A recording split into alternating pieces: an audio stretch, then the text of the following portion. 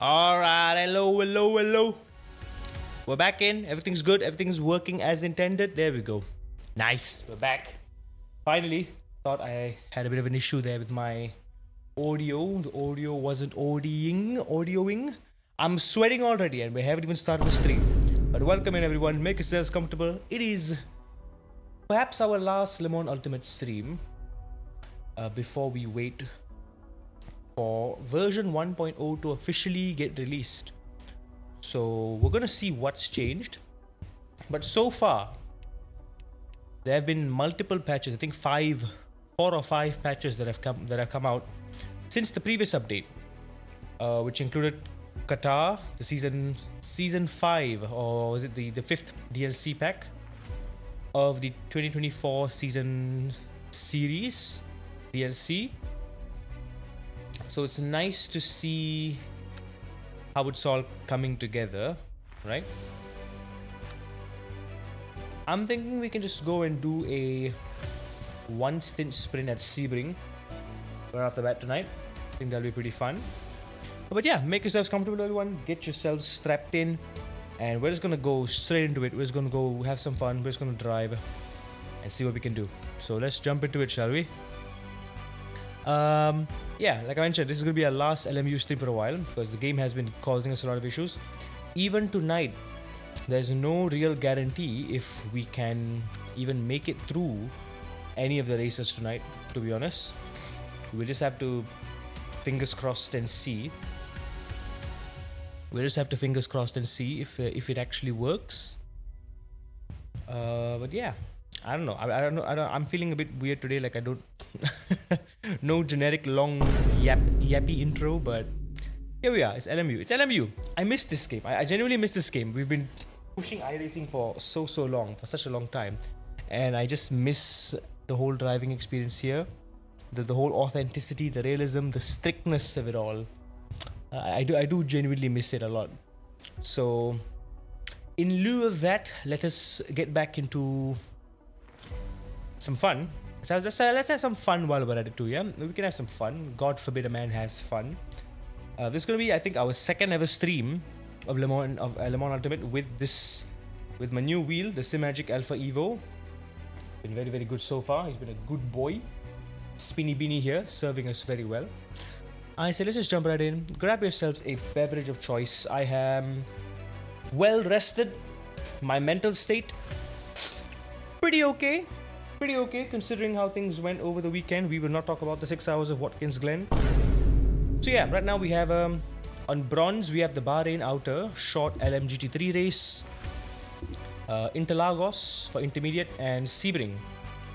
It looks like we have Sebring 1 stint sprint for the advanced series, although I'm not sure about why one is silver and one is gold.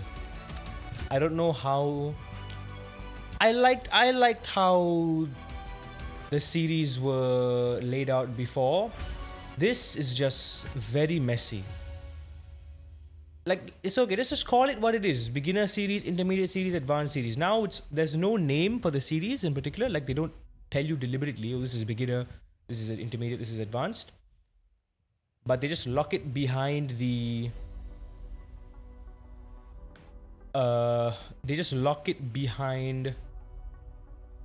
license requirement itself. Oh, that's interesting. So the Interlagos one is actually fixed series with the hypercar. This might be tempting. 55 minutes as well, so it is rather long. So the upcoming one, usually, yeah, this is intermediate. Usually it's just about 46 minutes. 33 minutes is usually the... So it's weird now. It looks like there's 4 intermediate races, 1 beginner race, and 1 advanced race. But I'm feeling lucky. Also, Sebring is a wonderful track, and I feel it would be nice to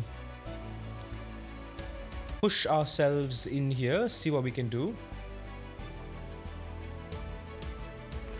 Yeah, so this I don't quite understand, because it clearly says here, right? It clearly says here gold and above.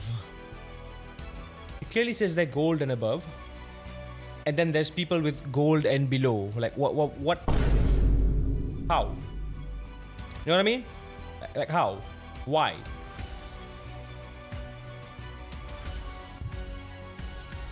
Anywho, 6 tire sets, no tire warmers, everything is set to realistic, 3 times driver rating and safety rating, open setup, default track limits. Let's just go. This time around, we're gonna go with the. We've raced with the Alpine, we've raced with the Ferrari. So moving on with our going for 1 race in each car, and then eventually in the future we'll go for 1 win in each car. I'm tempted to just stick with the Alpine. I'm tempted to stick with 1 car until I feel good with it, and just go for the win, like go for the outright win.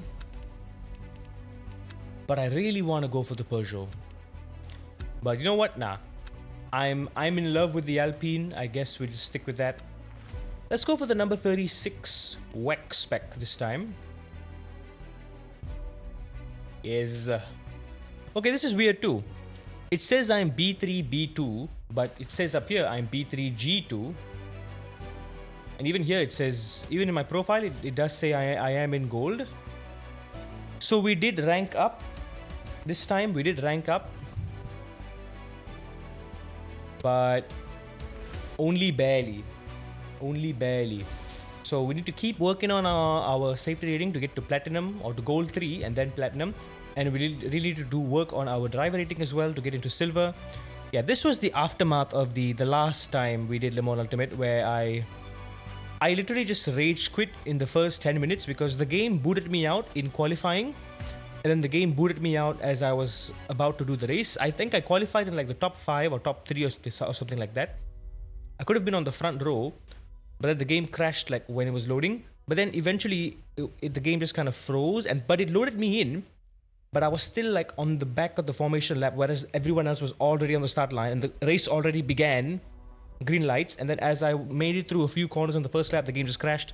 And so yeah, we lost a lot of driver rating. We lost a lot of driver rating. That's 4 arrows down. Somehow, I guess someone else also lost it. Yeah, minus 9.5. Yeah, we didn't even get to qualify because it crashed on us. We were on a flying lap. You qualify bottom half. Yeah, quali 2 clean laps. So we did quali, but because it booted out, it booted us out. It did not count. Race 0 clean laps because we didn't even do a lap. So this is what I mean by it's just painfully, it's just woeful. This is woeful. It's punishing us for something that is not in our control at all. It's just a huge slap in the face. So let's just hope, let's just pray to the internet gods that nothing bad happens tonight. We do have 40 minutes. We do have 40 minutes for the race start. So let's get some nice practice with the Alpine. I'm gonna slap on the Dave setup because I'm not too big on like making my own setup and everything. But we will fiddle the setup a little bit. Take the car for a few laps, see how it feels, see if there's anything that needs changing, and then we just kind of trial and error as we see fit. It is a 1-hour race. I feel like we will have to do at least a 1-stop. At the very least, we will have to do a 1-stop. World record, I think, is about a 1:48-ish here. Oh, to whoever who just followed, I love that name. And said poo poo pants. Welcome in. Welcome in, you absolute brave person who you're brave for having a name like that. Nara, welcome in. Welcome in too, buddy. Don't worry about it, dude. You don't have to apologize, man. You live your life. You've got a job. You don't have to apologize for being late to a stream. This is just a thing I do. Right, slap on Mr. Dave setup. Put 100 laps of virtual energy. They really need to optimize the game's frame rate because, again, you guys on stream, you guys are seeing 60 FPS. I'm seeing like 10. It says 60 up here. You can see it very small up here. It says 60, but it's like 10. It looks garbage. Like, I'm not even lying. It looks absolutely ridiculous. It's so bad. I think I can do a 150 or a 149, but that's with the Ferrari. So this is with the Alpine. Leaves to It remains to be seen.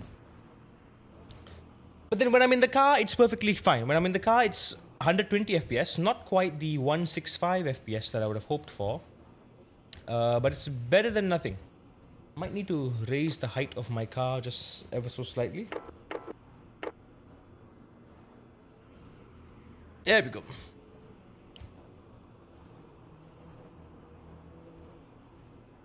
So let's roll out, take it for a spin. We've got 9, 8, and 8. I might be able to reduce the slip angle and the TC as we go on. Front ARB, rear ARB, quite stable from the looks of it.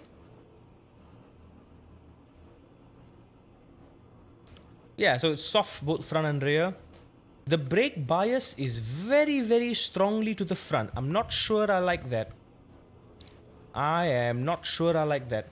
The moto map also only goes up to 50, which is also kind of worrisome. Yeah, it's kind of weird how that works. But everything else is fine. Fuel.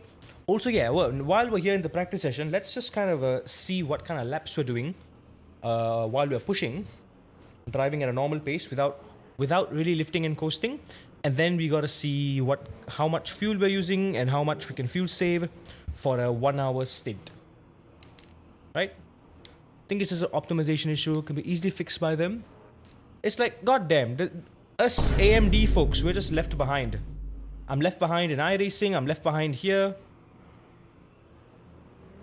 Every single thing. Every single time I get left behind. And it's not like I have a mid PC. This is a beefy PC. Pearl is one beefy gal. We got a 7800 XT, man. Or maybe it's just the fact that I'm cloning the display, because I'm getting 2 displays technically. Because I'm cloning via HDMI to the stream, and then I'm using a display port on my main display. But like I said, when I'm in the car, when I'm driving, it's perfectly fine. But when I'm in the menus, it just goes back to 60 FPS. And by 60, I mean 10. And it looks god-awful. This looks very nice though. I can finally look back at my own car. It looks very, very pretty. There's a reason I love this car. It looks super, super slick. And I love the fact that they made the rear tail lights into the Alpine logo. That is some big brain design there. I love that. Get back in the car, shall we? The Alpine is a LMU, while the Ferrari Totoya is a LM. Yeah, you're right. I am aware of that. So that probably impacts the whole why it is the way it is. Oh, early on. Yeah, even getting out of the pit lane is hard. Sir, what are you doing? Can't park there, sir. Is this the one stint sprint? Yes, it is. The one stint sprint. One spit sprint. Something. Yes, whatever you said. That. Yep, that's the one. That's the one. Yeah. Okay, I don't like the fact that the brake bias is so far forward.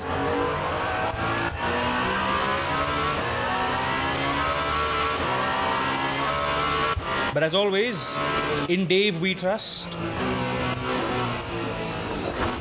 Dave knows what he's doing more than I do, so I'm gonna trust him. Cold tires. Also, cold tires are not a thing. Cold tires are not a thing. I mean, they are a thing. My bad. What am I saying? Cold tires are very much a thing, so we have to be very, very careful on the lap 1. Make sure we don't get to carnage. Make sure we don't understeer the crap out of turn 1. Or, even worse, lock up the brakes.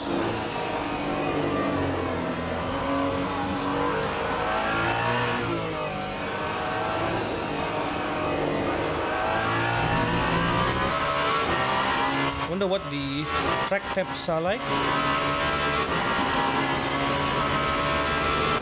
It's 13 degrees, but it says high grip there. I doubt that. I doubt it's high grip.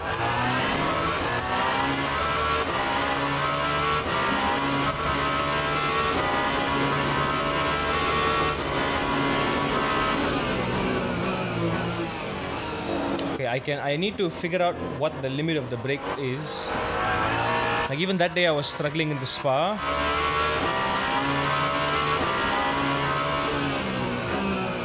Remember I kept locking up into La Source and also the bus stop chicane. Doesn't mean that you don't have to pit. Yeah, I'm aware. We've done this a few times. Usually anything intermediate and above, you do have to plan some pit strategy. But it's going to be a lot less stressful because the fuel and tire wear rate is only set to ×1, which is realistic. It doesn't have like a ×2 or ×3 multiplier like you do in the intermediate series.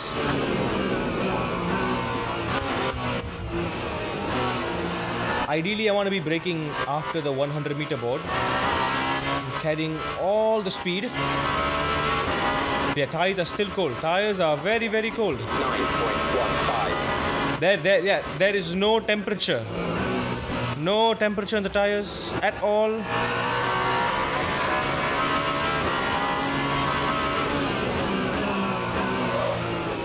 There we go. See, a slight lock up there. Let Mr. Toyota go.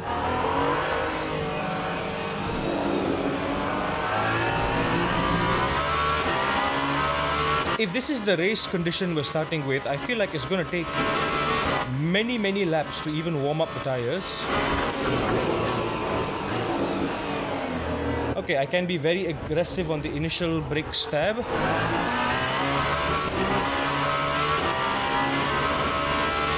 Oh yeah, I can be very, very aggressive on that.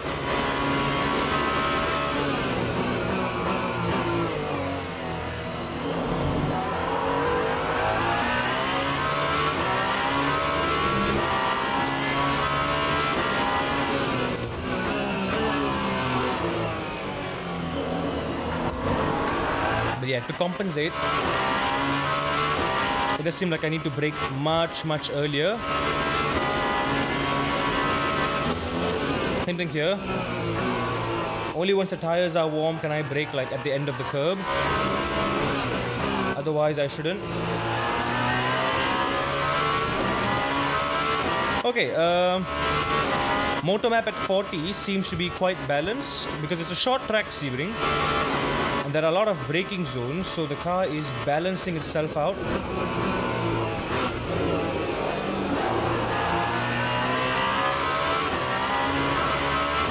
Yeah, the assists are kicking in quite a lot, especially the TC, I can feel it. That time was a 154.56.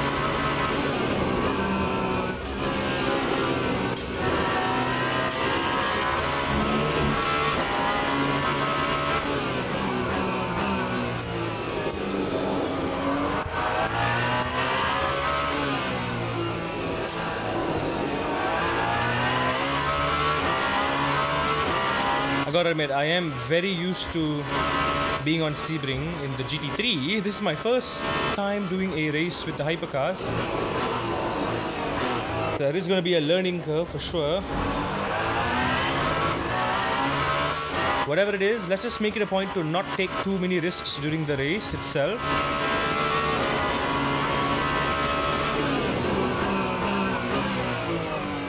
Take it very easy.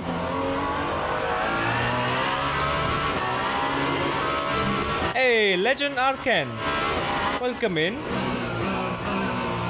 Pleasure to meet you. Thank you so much for the follow.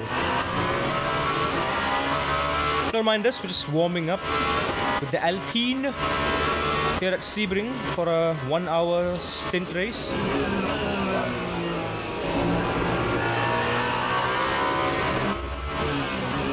Yeah, thanks to the way I drive in iRacing, I make it a point to be very disciplined in that sector there. I forgot what it's called, but that set of corners, because you're not supposed to put your tires over the curbs because your tires will clip over the curbs and that will unsettle the car's balance, and you don't want that to happen. In LMU, you don't really have that effect much. You can kind of just push it quite a lot. But I still make it a point to just keep the tire, barely on the track limit, because it's a good habit. It's a good habit to have. Oh my god, someone's done a 47.9. That is wicked quick. Okay, I can trail brake more into that corner.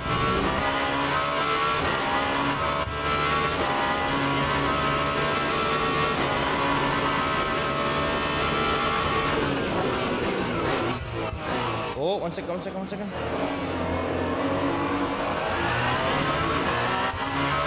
Brakes are nice and warm. I can push the brakes a lot more. Hang on. Let me get to the straight before I can read anything.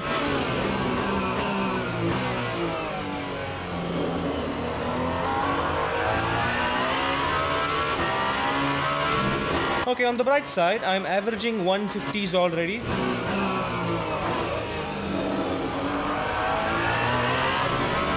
And my tires are not even fully warmed up yet.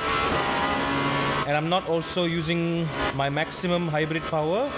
I'm just kind of barely keeping it in. This is like the balance setup. If I wanted to attack, I can just increase it by one click to 50, because it only goes up to 50.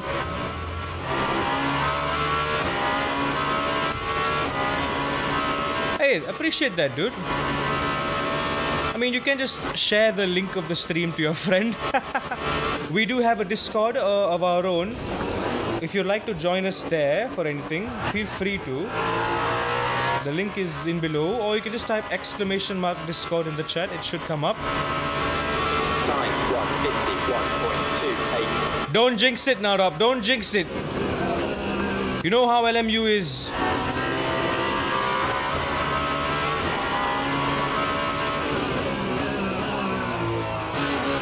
You know how she gets when it's that time of the month? Okay. Start pushing the tires. Start pushing the tires. Feel the tires more.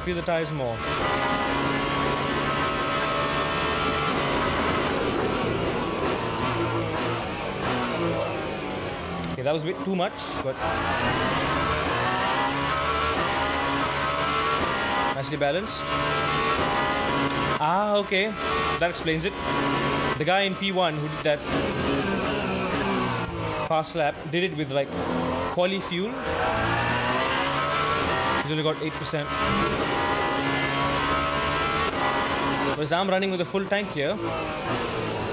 Turn in earlier. Off the curb.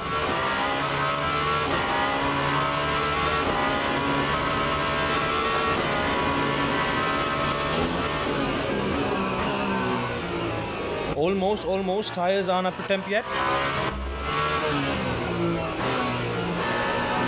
Turn in earlier.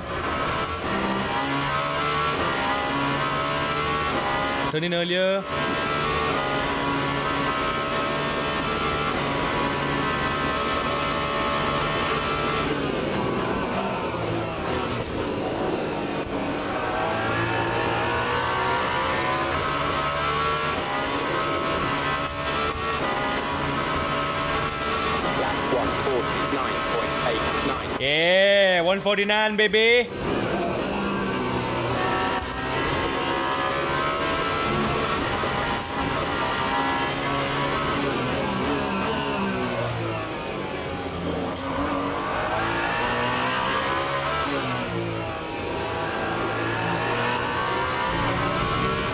Someone better remind me to stop driving this like a GT3, because you remember the time I spun out on the previous corner with the Mustang? Because I overcooked it. Yeah, we don't want a repeat of that now, do we?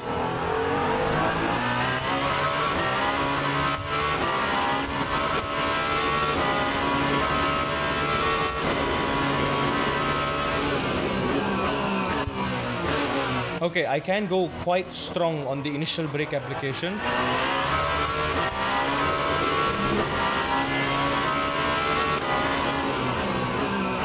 Just before the curb ends. Tight. Throttle.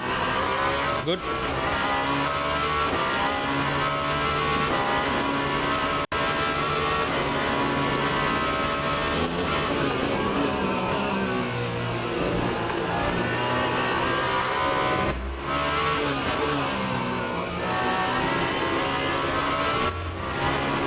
Good slip angle. Push the motor a little bit.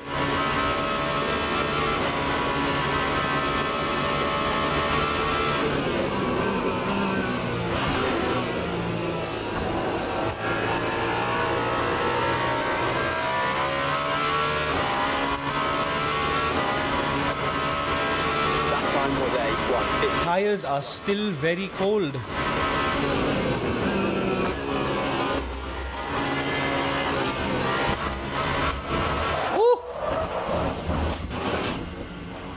Are we fine? We're fine. We're not fine. Let me stop the car there. Don't get me wrong. I feel like I need more force. I'm at 70%, really? Hold up. That can't be right. That can't be right. 70%? That felt almost like my T300. Like I was like, why was there no force? I'm like, it's so light. Am I strong? Am I stronger now? Also, new shirt. How do you like in this? Fun fact. Fun fact. I'm starting to get used to the force. Yeah, exactly. The thing is, 70% is, like, in this case, too little for the hypercar, but it feels like too much for GT3. So I don't know why that is. Maybe there is like a distinction. So why is Simpro not working? Oh yeah, there is a whatchamacallit. A thing. I forgot what the thing is, but there's a thing. Update. There's update. Let's return to garage. Okay, so we are exactly 2 seconds behind this guy on a full tank of fuel. I reckon I can go a full second quicker on a lighter car. But yeah, my laps were not perfect. My tires were not up to temp, so that's probably a big reason as well. Why is this not opening?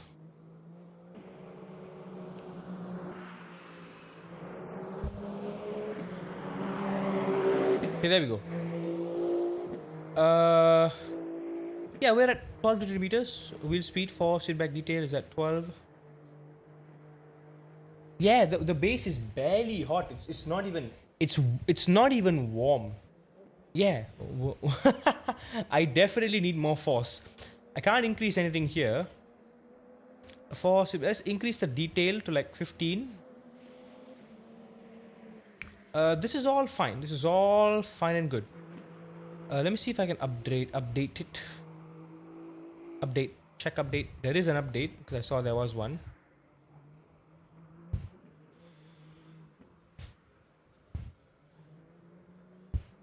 Oh, there isn't an update, or probably already updated, I think.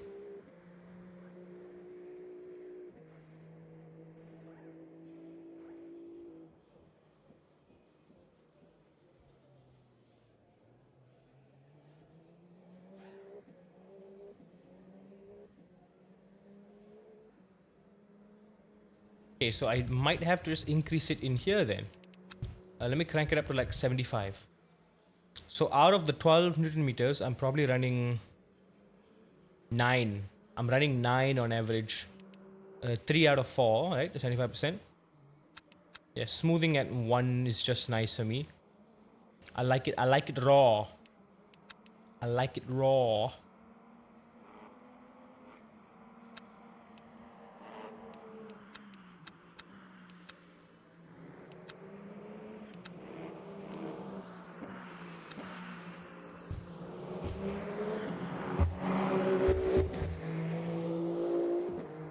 I don't know about y'all, but the audio sounds a bit bland to me.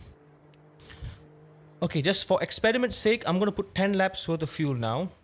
I like the setup. I don't think I want to change the setup, anything. I think it's fine. Still need to see the fuel use though. Fuel use of the car. So we can plan the strategy ahead of time. Because like once we're in the race sessions, waiting for the lights to go green in the formation lap, I need to already preset my fuel for the pit stop beforehand. Ideally, if we stay out of trouble, we can just follow the strategy. Only if something bad happens, like if we get taken out and we need to repair damage, do we need to kind of adjust the strategy on the fly. Virtual energy.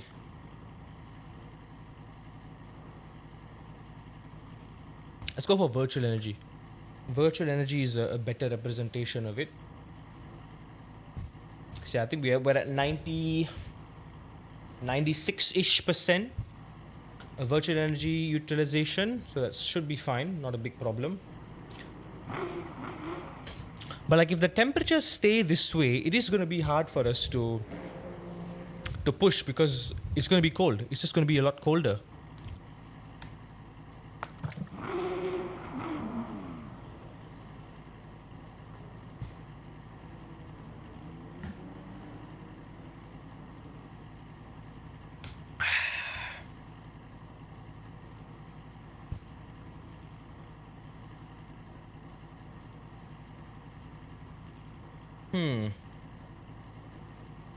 Okay, wait, no. No, hang on.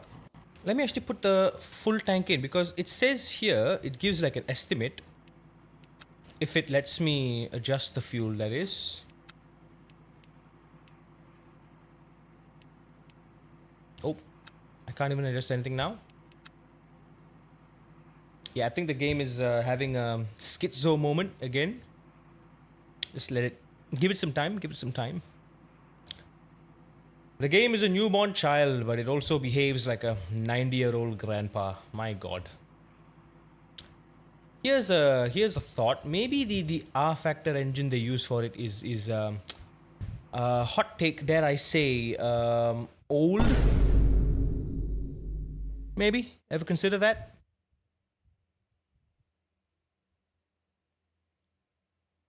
Okay, the game just stopped working entirely. Also, I like how the drink button, if you look at the wheel down there, like in the bottom corner here, to the left of the wheel dash. Okay, no, okay. Okay. So with full virtual energy, we're getting 50 minutes estimated. 50 minutes estimated time. So I feel like we can full tank it and then we have to do one short, tiny splash and dash. Does that make sense? A tiny splash and dash. So what I like to do when I'm in the pit stop, right? Turn off the motor map here. And you see how I'm riding the brakes? Yeah, that should hopefully get me some temp in the tires.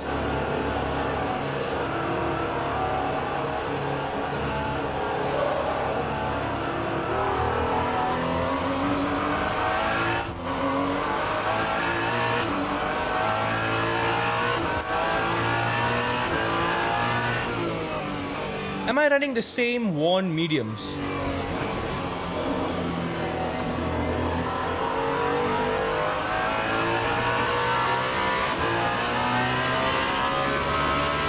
Okay, now hang on. Fuel is gonna be one thing. Tire wear is gonna be another. Because I've done 8 laps so far.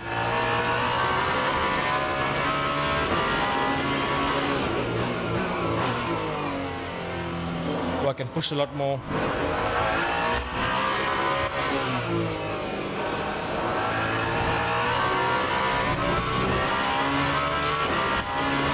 I'm gonna bring the brake balance a couple clicks to the rear.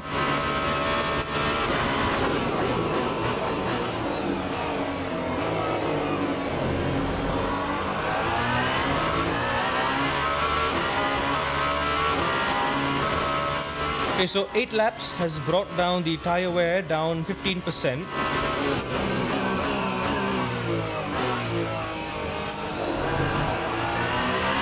I think for good average consistent pace, we can afford to lose at most 30 to 40% of the tire degradation, which means we can let the tires go down to between 60 to 50%, 50 to 60%. Anything lower than 50 is going to be very, very hard for us. So it's not preferable. And we will be losing a lot of lap time anyway if that's what we do. So it's best if we don't do that.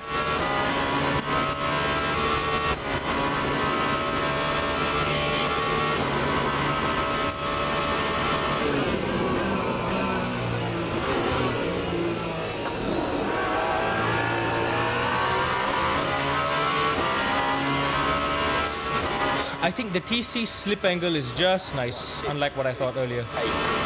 Yeah, slip angle at 8 is just nice.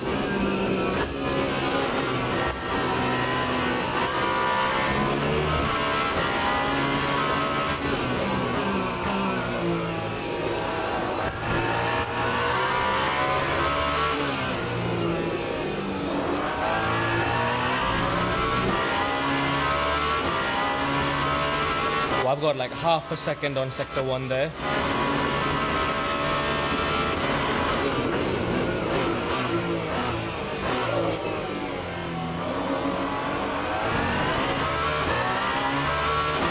Ooh, I got folks doing 46.3 here.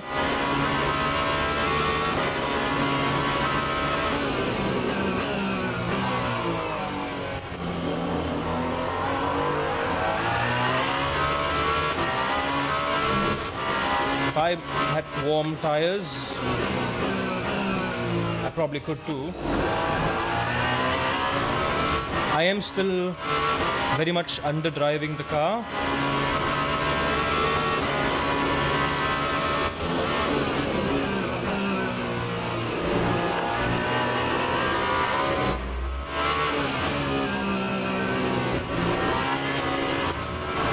Just gotta load the tires like I am right now.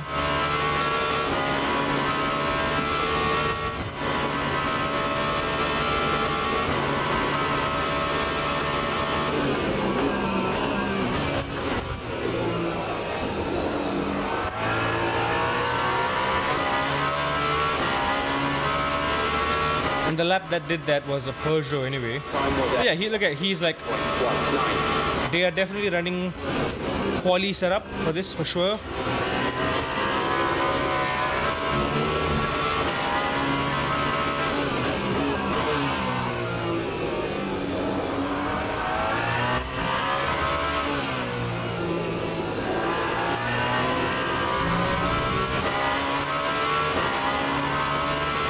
Be cleaner on the exit. Right now I'm 4 seconds slower.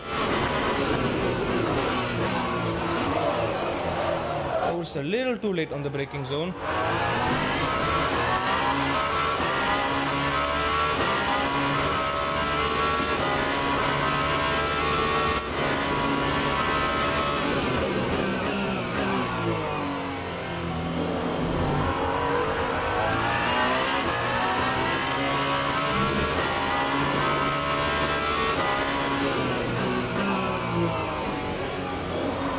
I see that red light flashing there. I know I'm locking up.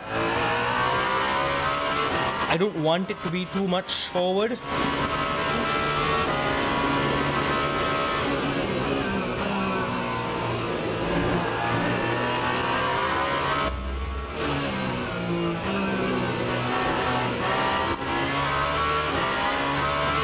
I should come off the brakes a lot sooner, like I can. I am gonna run slightly less, one click less moto map, see if it helps.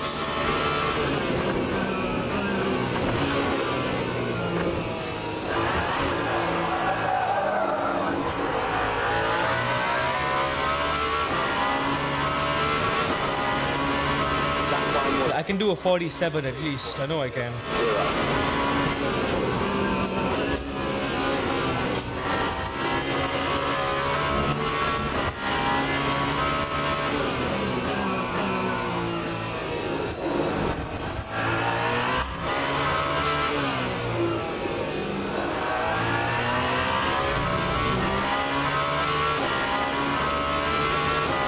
Halfway there.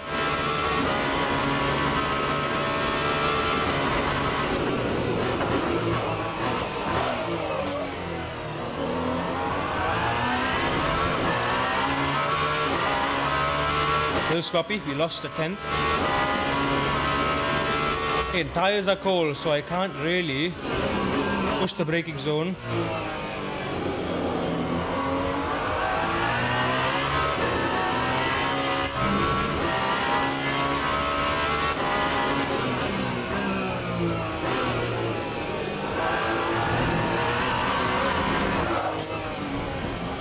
I keep missing that apex too. I need to turn in a lot earlier.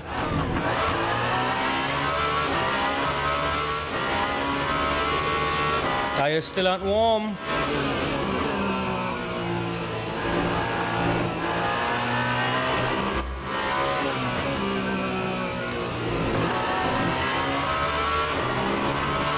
How's our tire wear looking like? 70%, 12 laps in.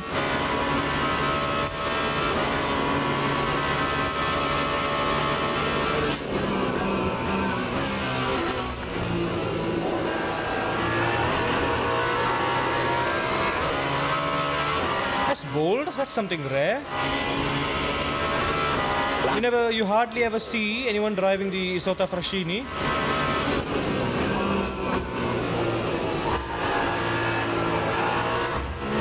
There we go. Turn until you can't feel the tires anymore.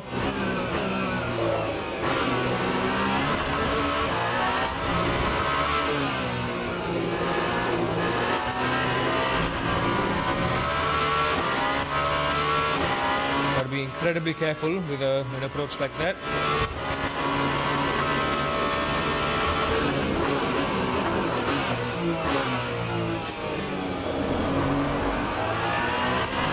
I can actually turn in a lot harder at the minimum speed point. I can carry a bit more speed.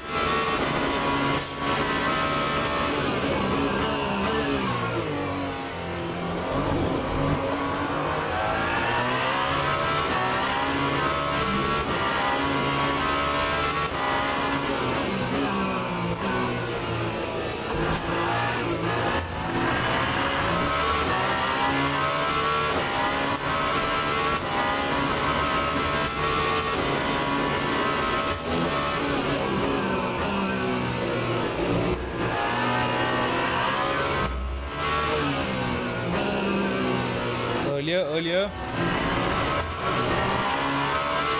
Most of my problems is just I need to turn in earlier. I thought turn in earlier. I'm not using the track properly.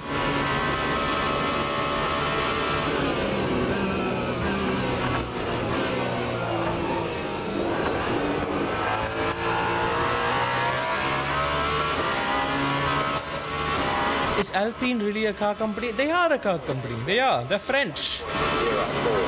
They made the Alpine A110S.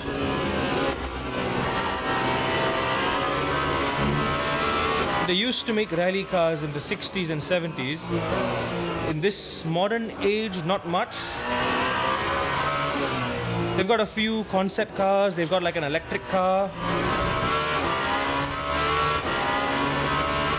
Right now, their most popular one is, of course, the Alpine A110S. I think there's a new model, the Alpine A20 something as well.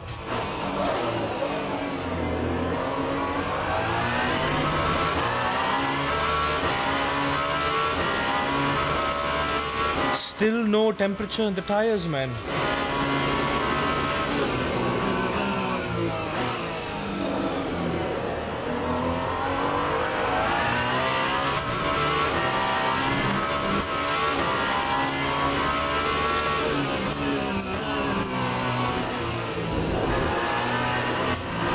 I have some thoughts about the strategy, because it seems like 14 laps in,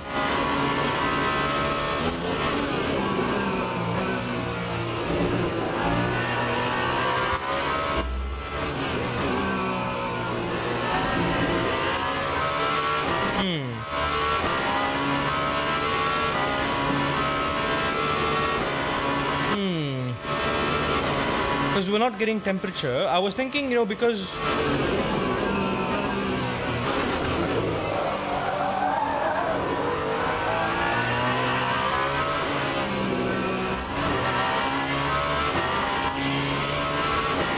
like I can either single stint with a pair of hard tires,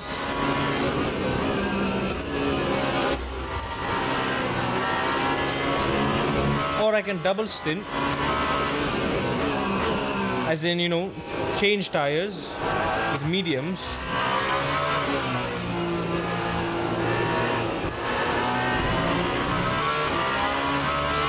Because the tire wear seems pretty even. Yeah, the tire wear is pretty even all round.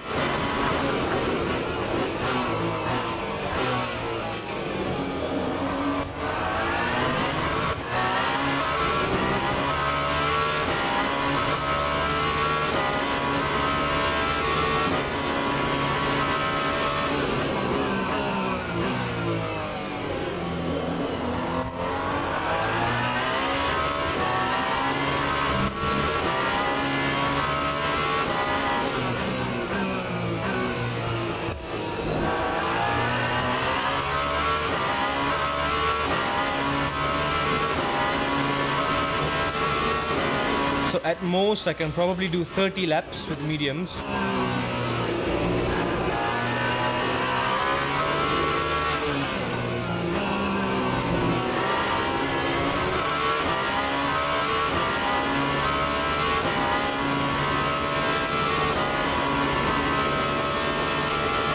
Because like I don't think it's safe to use hards because we're gonna be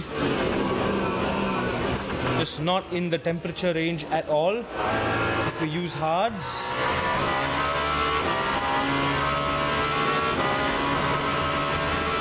That time was a 149.65.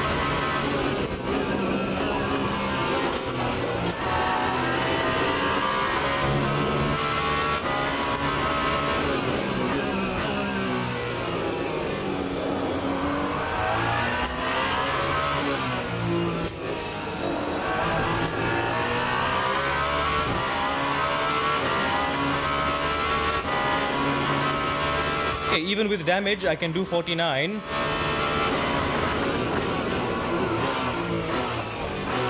Once the brakes are slightly up to temp, that is. I'm not getting a good exit out of the hairpin. And with 30 kilowatts, and with about a half a tank of fuel,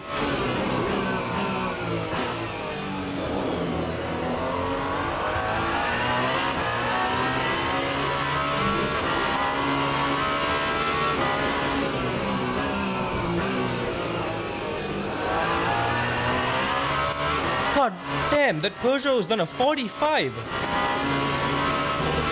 45.8.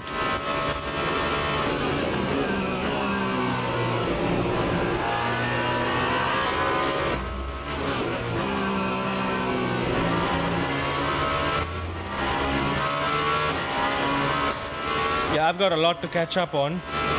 That is a very fast Peugeot. That is 4 seconds quicker than me.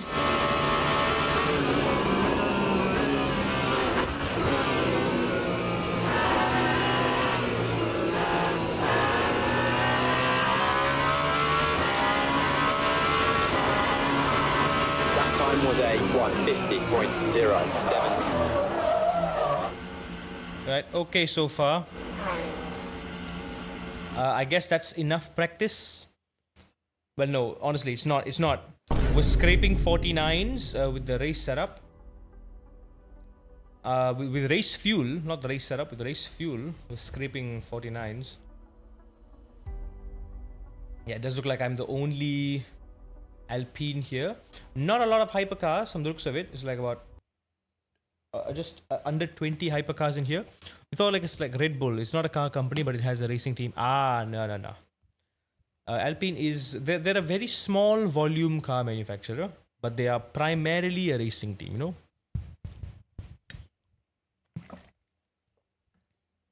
You've got teams like Glickenhaus, like Van Wall, like Haas, Red Bull. These are exclusive racing teams. Like they don't have car manufacturers. Like they don't manufacture cars. They're not a car company. Alpine is a car company. They do have road cars, sports cars of their own. Alpine also, I think they used to have LMP2s. Correct me if I'm wrong. I think.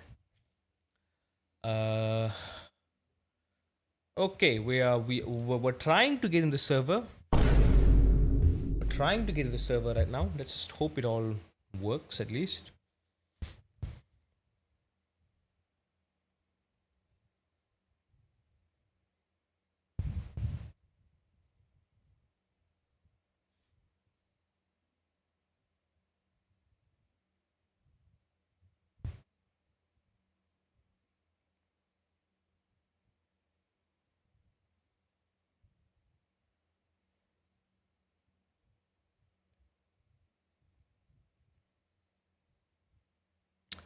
Moment of silence for LMU being an absolute ridiculously garbagely optimized game. Moment of silence. It really is the yin and the yang, you know. It's the best and the worst both in one. It is perhaps the best racing simulator of this generation, of this decade, but also the worst, the worst optimized sim / game ever made. Like heck, even AC Evo wasn't this broken in the beginning. Even AC Evo kind of worked. It kind of functioned, right? Like AC Evo, at least it was all or nothing, right? It was like when the servers didn't work, it just didn't work at all. So you couldn't even explain. This one, it's like it's saying, okay, yeah, you can do online, but it's gonna suck. It's like, why even bother? At this point, I think we're gonna miss the practice session. We're gonna miss the quali. Yeah, I think the game is just frozen. I think if I keep clicking, it's just gonna freeze the game. We can wait. We can just wait here. You know what? I'm gonna give it the benefit of the doubt. I'm gonna give it the benefit of the doubt, and I'm just gonna wait. I'm just gonna sit and wait. Yeah, it doesn't matter if we waste our time. I am gonna clip this, and we're gonna send this to Studio 397. Alright, like, hey, this is the game, eh? You're saying version 1.0? Wow, what a game! This is a nice menu screen, nice black screen in the middle, nice triangular borders. I like that. Where'd you get that motif out of? A kindergartner's coloring book? Very nice menu. Yeah, okay. Everything must be balanced, as Thanos said. Yeah, but not in this way. Not for something that, because you gotta remember as well. This is an early access game with fairly expensive DLC for what it is, for very little content. I understand there's a licensing to it, and the nature of sim racing content due to licensing and all that makes it expensive. Understandable. Fine, we can get over that. And then you add a ridiculous subscription model on top of that. Again, I understand the purpose, but it's just kind of it's ballsy. It's ballsy for you to come out here with a broken ass game, a game that barely works, and you say yes, pay us more money. The game's still not gonna work, but we get more money either way. You might be able to join a race if it works, but we can't promise you it works because that's not our priority. We just want to make money. What is my plan if LMU keeps doing this tonight? I'm not gonna just shut off the game out of frustration. I do want to play LMU tonight. I do wanna. Here's what we're gonna do.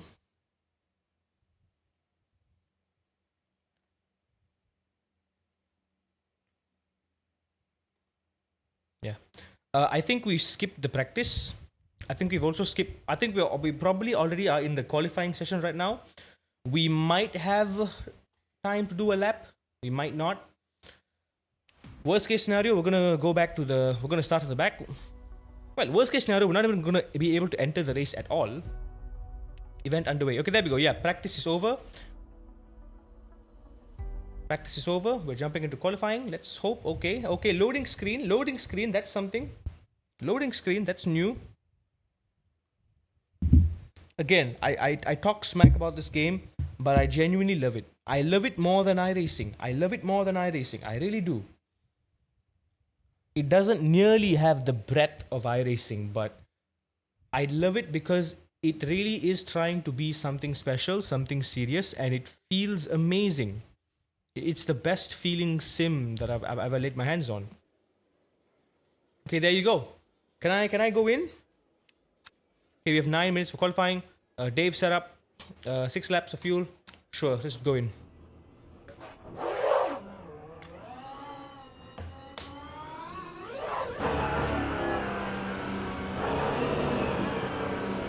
Also, it's night time. Okay, there you go. You saw I hit the pit wall out there because I don't even know how wide this car is. That's going to be a safety rating tank. Thank you very much. Turn off the motor map. We don't need it.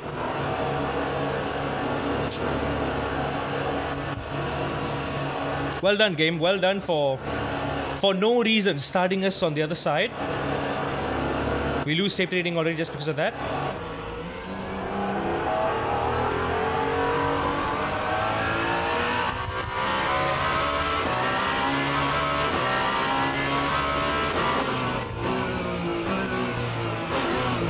But 14 degrees Celsius.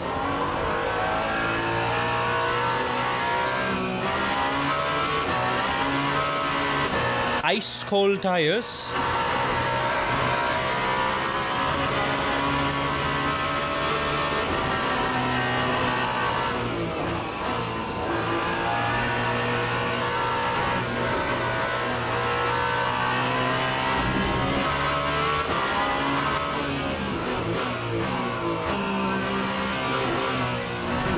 Here's what I'm gonna do.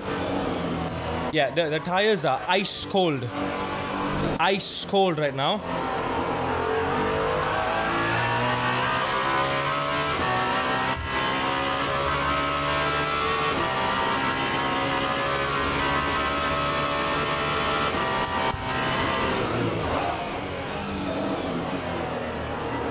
Our temperatures are half of what they should be. Half of the optimal operating temperature right now. 45 degrees. And no tire warmers. Whoever thought this was a good idea. So I am going to just be riding the brakes, honestly. Just the only solution I can see fit.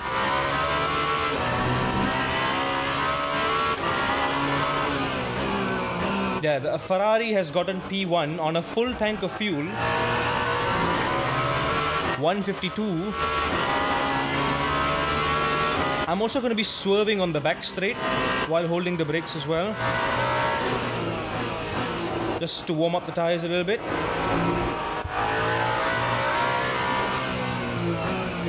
It's going to be a very messy race, this I can already anticipate it.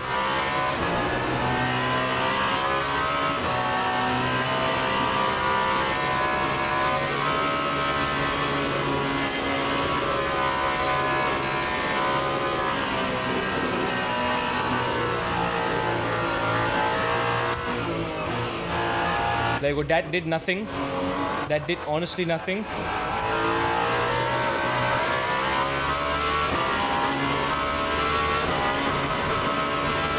That time was a 2:09.6. Tires are slightly warmer.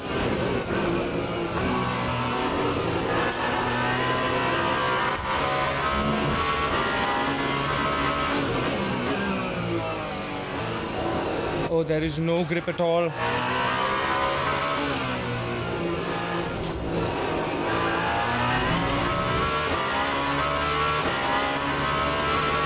This might not be the lap. I do well, but there is time for one more lap after this.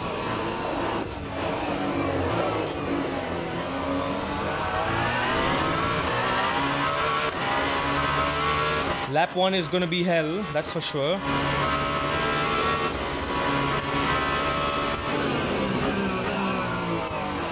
Because not only me, everyone's going to have cold tires. Everyone's going to be having issues.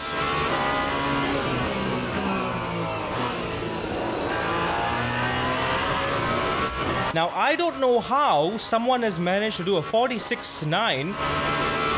Is that Ferrari? The Ferrari? The Ferrari from earlier.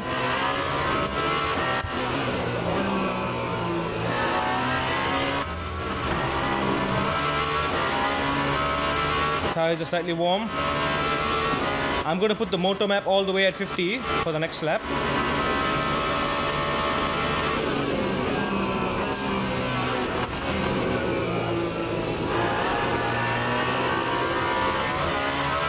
Push.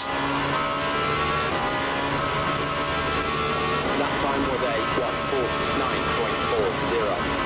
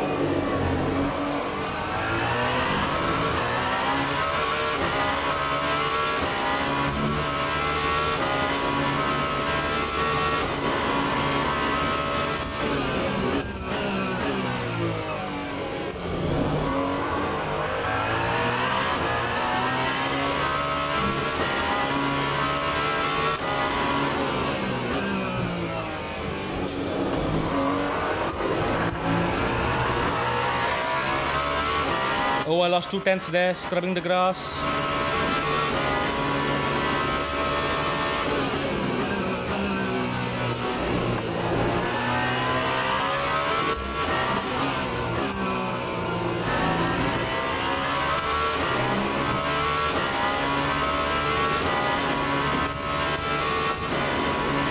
afford one more lap.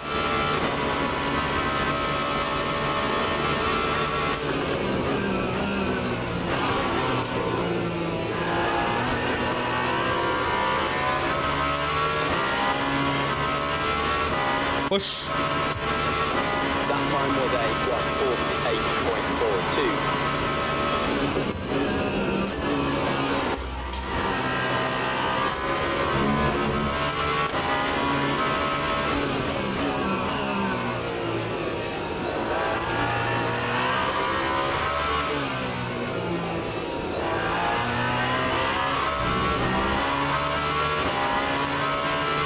One and a half seconds behind P1.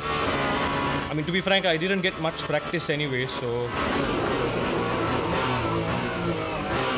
I'll take what I can get.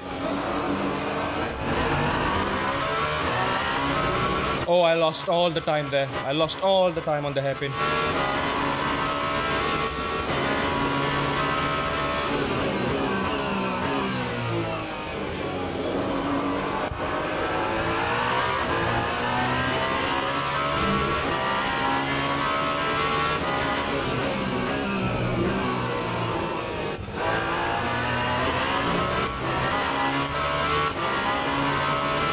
Oh, I lost a full second there. I see it too.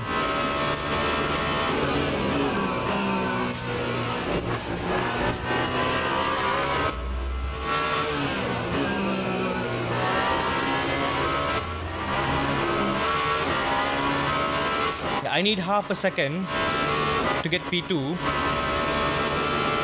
I don't think by any miracle I can get half a second just at the final corner.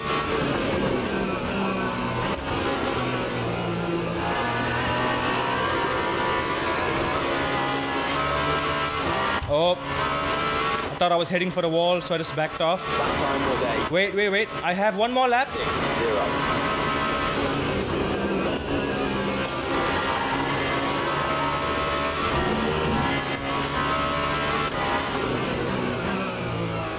But I don't have enough battery. Oh no, I went off. Ah, yeah. I have to call it there. Damn it. I don't have enough battery, unfortunately. Damn it. Ah, yeah. Okay. P3 so far. 1.5 seconds behind P1. Optimal. Yeah, optimal could have been a 10th faster, but I think we could have done a 47-ish. Considering it's nighttime, 13 degrees with blue tires. Yeah, our front tires are... None of our tires are like even moderately warm right now. Okay, so what is the strategy? What is the strategy here?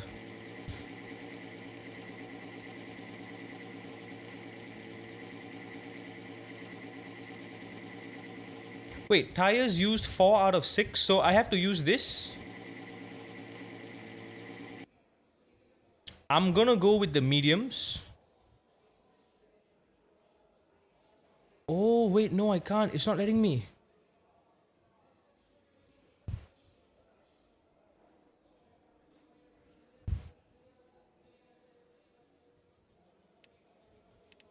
Oh, no, it's not letting me. It's not letting me, guys.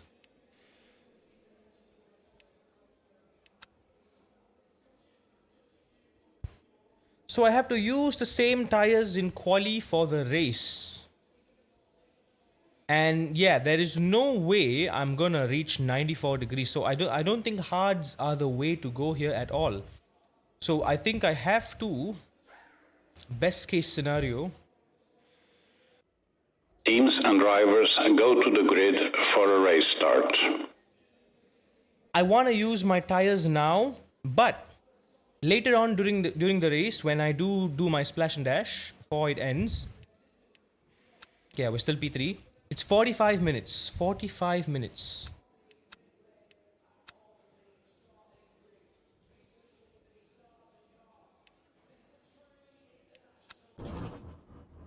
What does our fuel say?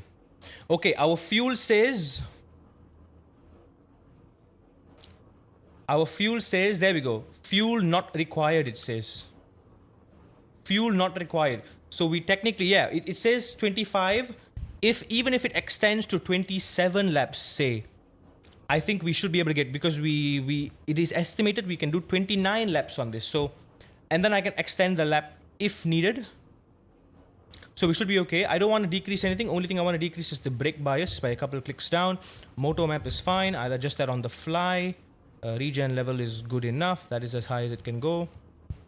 Brake migration is fine. The slip, the power cut and slip is perfectly fine. I don't want to mess with the settings right now because it's cold.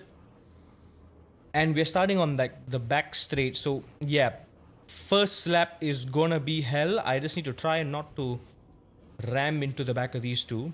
We got Deep Pingu in that BMW. Love that name. It's the Pingu. Formation lab. We got Caramel. Okay, I need to lock in.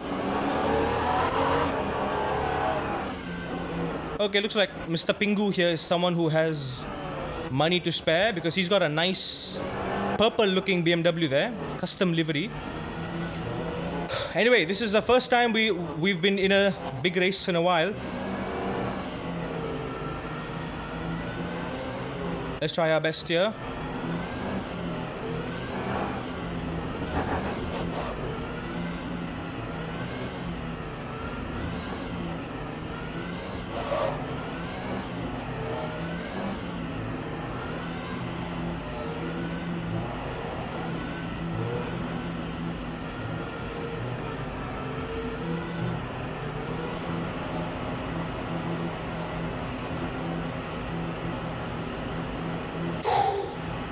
Green flag, green flag.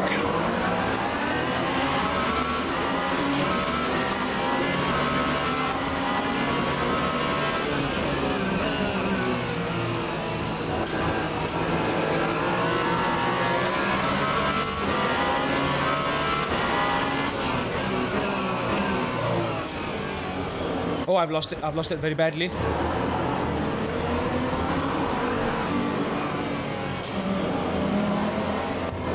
Trying to make a big lunge on the inside.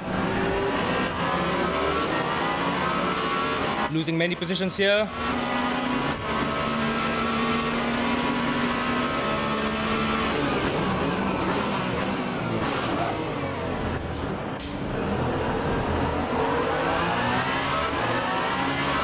Very risky that.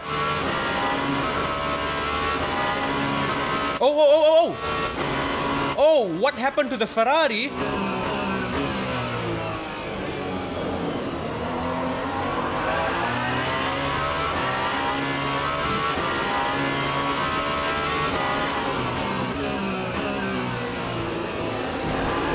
We're back in P3. The P1 Ferrari has nicely pulled away.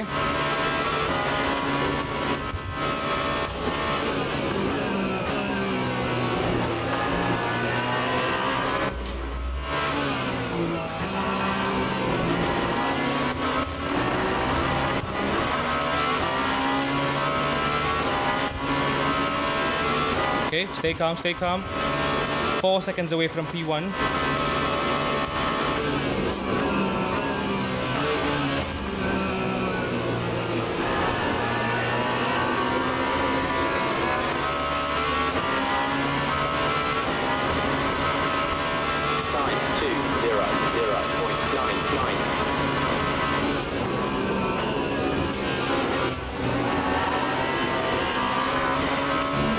Okay, we know the BMW is kinda sluggish into turn 1.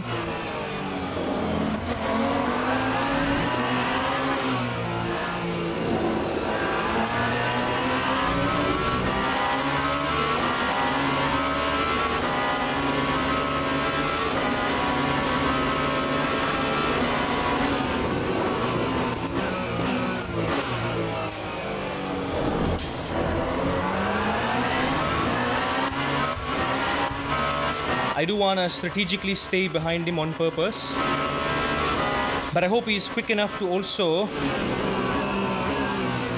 not lose time to P1, because we have a good shot at gaining on him here.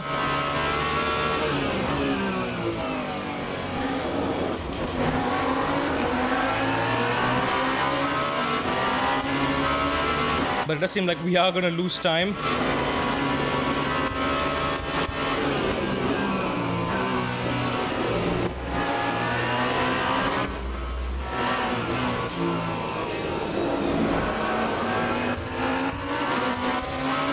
Oh, he just turned right all of a sudden for no reason. He is trying to squeeze me here.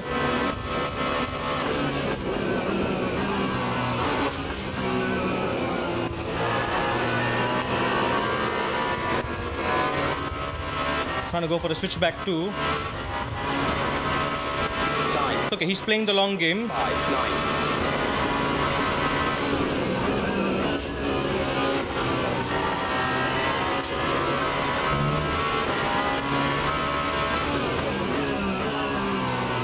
Okay, be nice, firm, and confident on the brakes.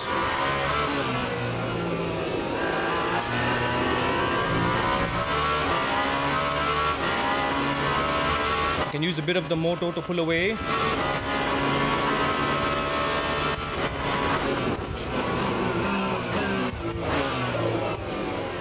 Tires are cold.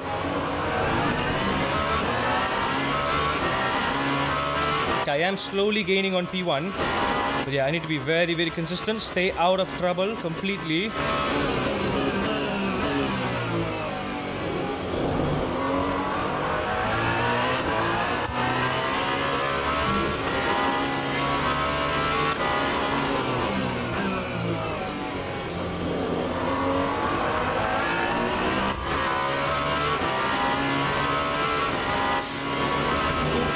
But he has good slipstream as well.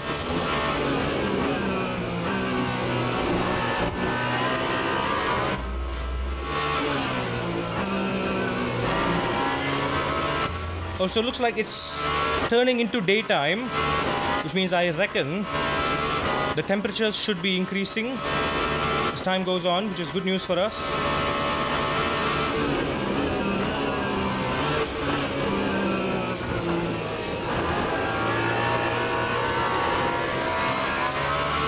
Went way too wide there. Lost a lot of time. 49.62.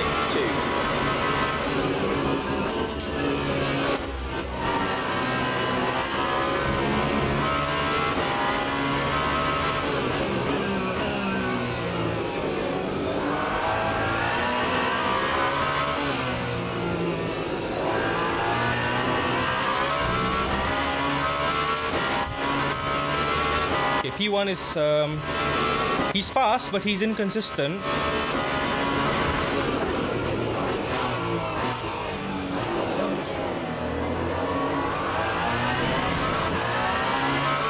Keep the micro lockups in check. Come on.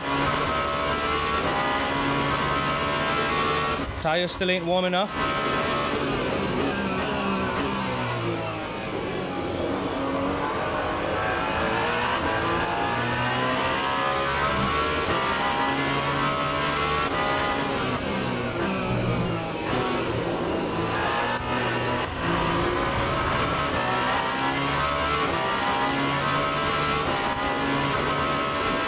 I can't shake the BMW. He's very consistent as well. He's putting the pressure on me.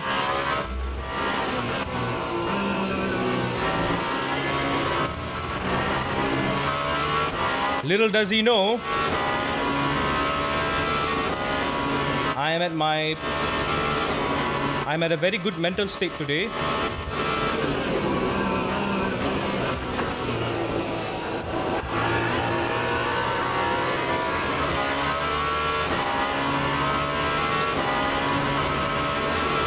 That time was a 149.20.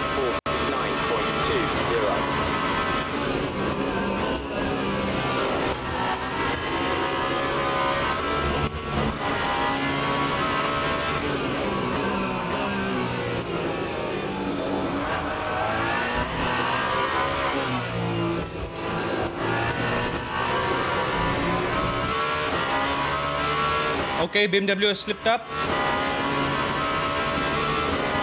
I can breathe.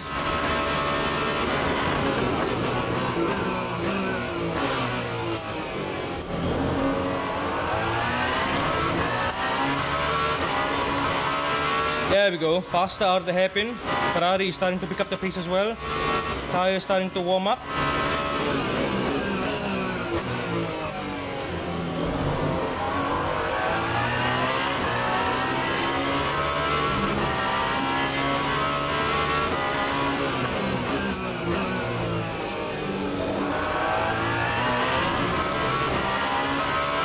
I gotta turn in early for that corner. Come on.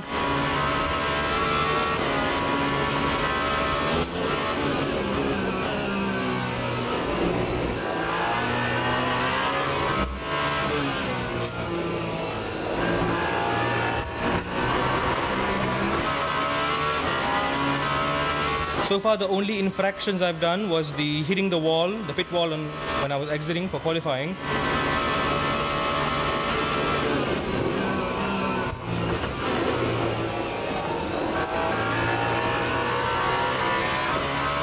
And then maybe 2 or 3 times contact during the race. That time was a 1:49.8. Okay, I am matching the pace of the Ferrari.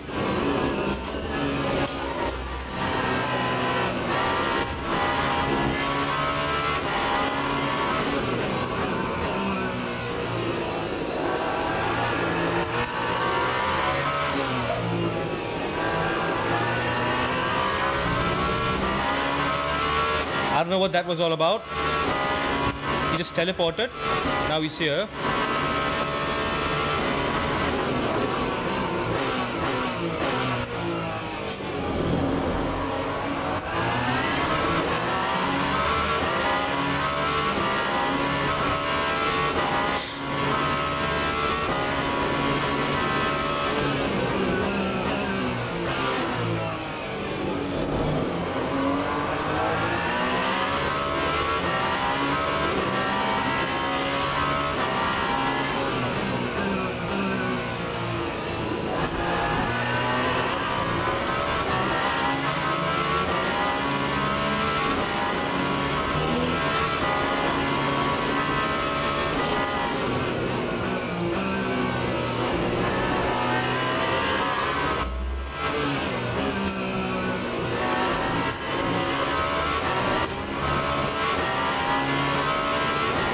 Okay, now I can just leave it at 40 and just push.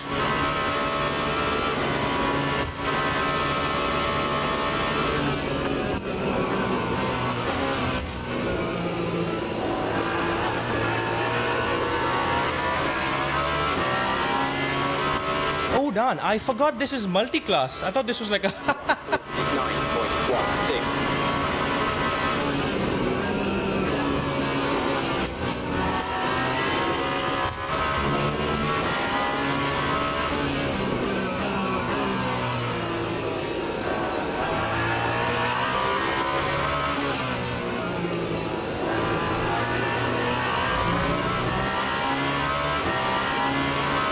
I am starting to lift and coast slightly.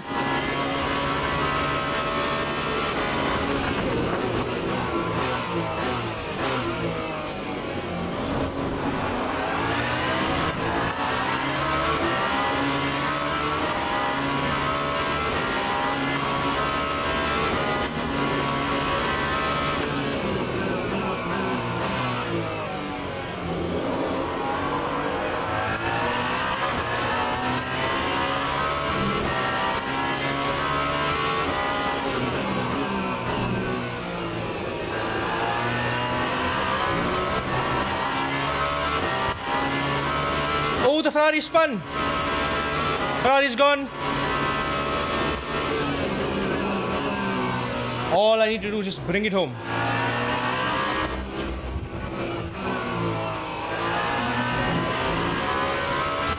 You didn't have to sacrifice that much BMW, but I appreciate it. All I gotta do is bring it home. I can knock it back down a notch.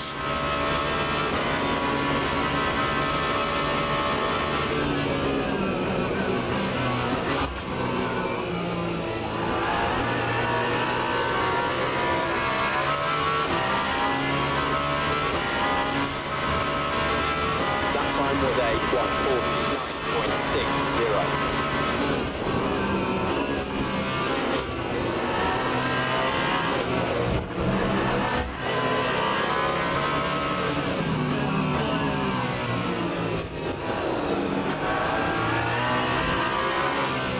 You got to be very, very careful here.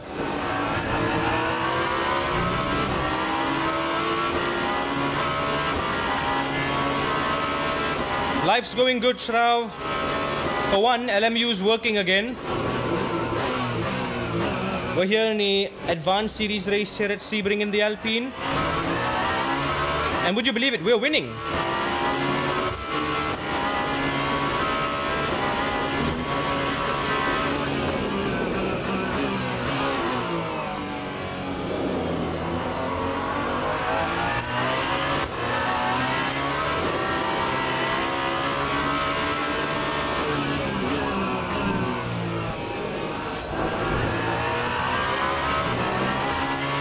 Our tires are still cold, man.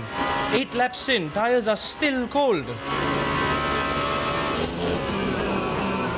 I am trying to fuel save a little bit, just here and there.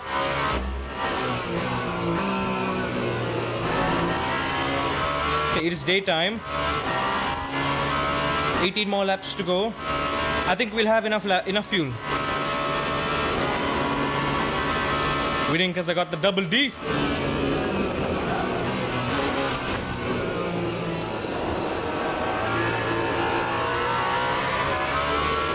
Bad exit there. Okay, fuel is back up to normal. Yeah, compared to everyone, as long as we can keep the fuel a percent or two within the rest of the field. Oh, understeer, understeer, understeer.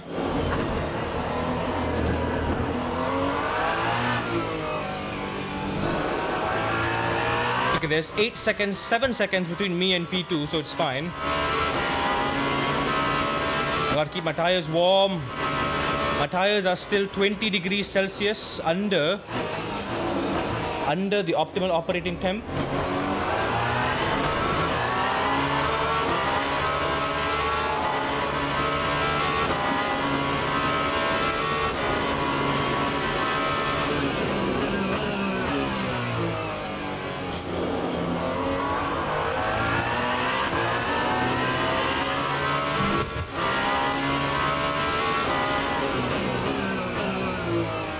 The tires, here's the thing with how tires work, right?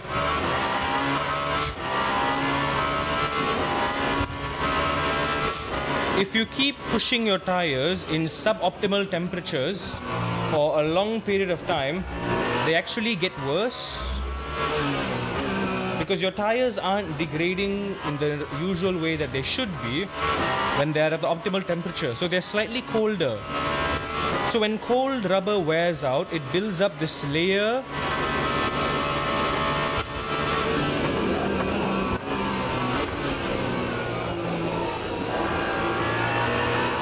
a sort of a resistive layer of rubber,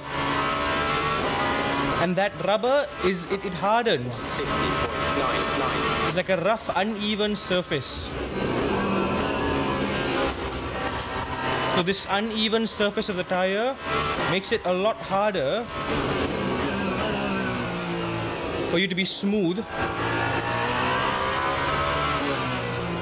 because it is ruining the contact patch of the tire with the road.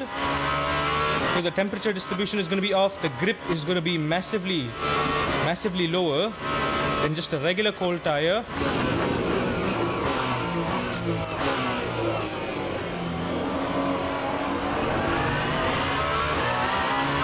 It's not just the tire wear, it's the tire degradation. When you're pushing tires in suboptimal temperatures, you create more tire degradation. Tire wear and degradation are two things. Wear is just how thick the rubber is. Degradation is the condition of the rubber on the tire itself. So right now, we're just building more degradation in addition to the wear. Yes, the amount of rubber is decreasing. But like the way the tread is decreasing is worse, is suboptimal, and that's making it worse as the longer this goes on. Because we can't get enough temps in the tires, because we're barely in the green. Only in the heavy braking zones do our front tires go momentarily in the green. Then as soon as we go back onto a straight. They cool down right away. There we go. Momentarily in sunset, my front left tire goes green and then it cools down right away. Our brakes are fine. Brakes have plenty of temperature.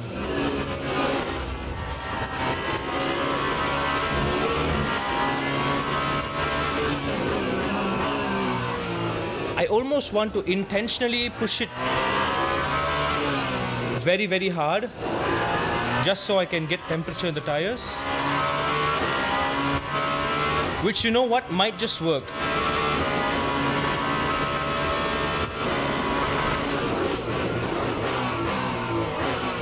The more I push, the faster I get. Let me try to go for it. Let me see if this theory works.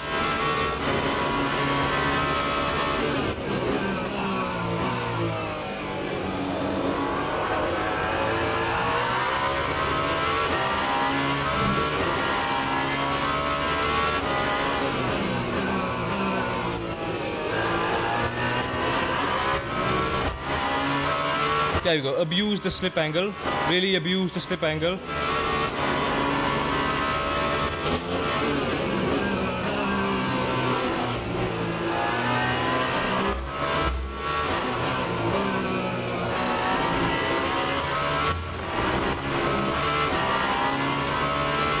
Nice, nice.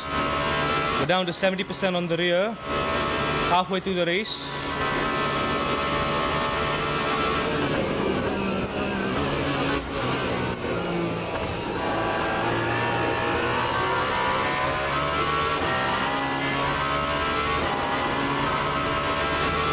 New fastest lap. 8.28. Go, micro lockup.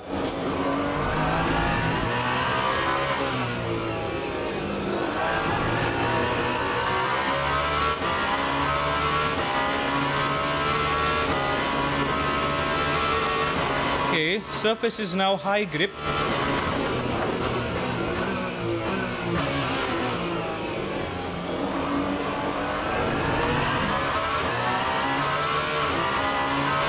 Reducing the brake bias a click more. What's the setup of the slip angle? I think we've got 8 and 8. 8 TC cut, 8 TC slip. And I'm running the default Dave setup. No changes to the Dave setup except the brake bias, because the brake bias was far too frontward, which I didn't fancy. I'm locking up the brakes too much, getting too much understeer on turn in. I'm getting like micro lockups when I start turning in.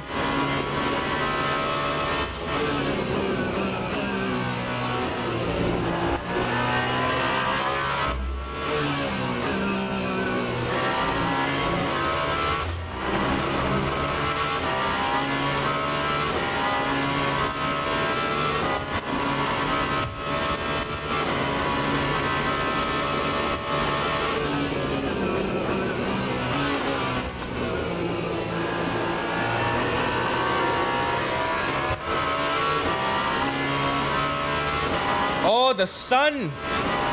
Lap 1, 9.6. 13 laps remaining. We have it.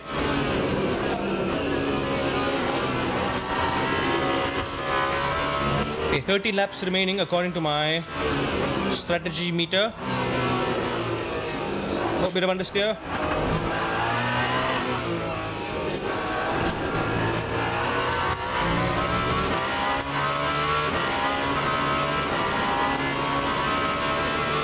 Okay, we've got a bunch of GT3s to overtake here now.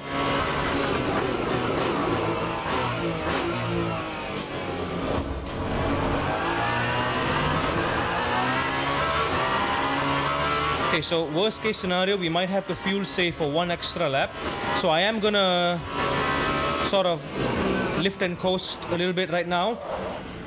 What is this blood doing? Just go around the corner. I slowed down for you.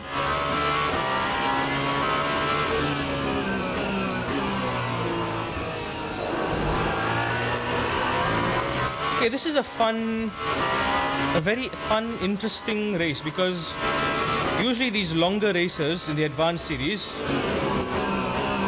the 1 hour races, they would require at least one pit stop.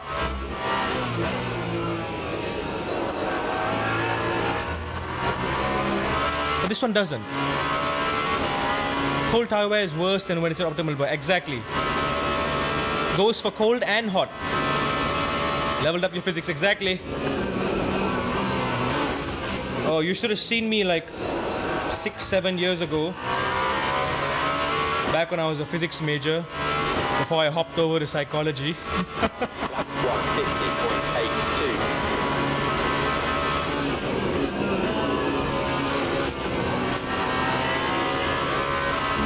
Turn 1 is no problem at all. Oh. Okay, yeah.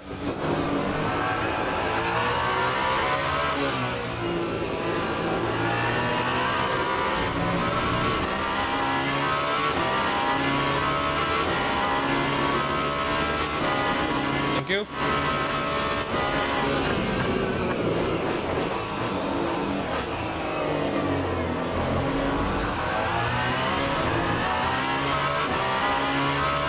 I'm just gonna keep lifting and coasting so we have at least 26 or 27 laps that we can afford to go.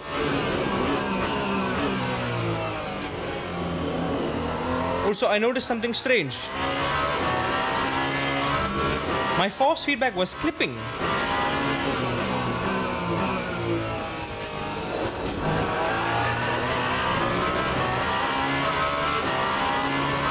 My force feedback was clipping.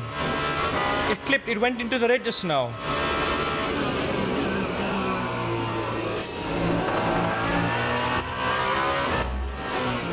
So 75% is too much. I need to bring it back down to 70 then.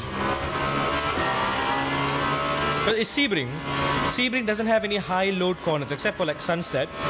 But even then, Sunset doesn't feel all too weighty, if I'm being honest. Like you don't feel the load because it's your decelerating. Not like at Le Mans, Porsche curves, where you're loading up the tires really. 20 minutes to go. 49.72.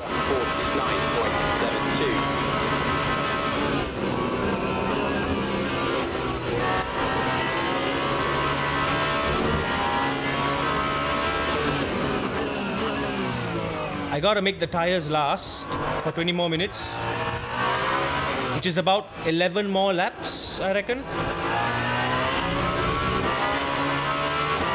Okay, yeah. We have just about 12 more laps of fuel. Exactly 12 laps of fuel, in fact. So I think, yeah, we should have an extra lap of fuel margin. Now it's going to be a game of conserving the tires. Because I bet the rear tires especially are going to go down to like 40%. So tire management is going to be crucial here. While also having to deal with traffic.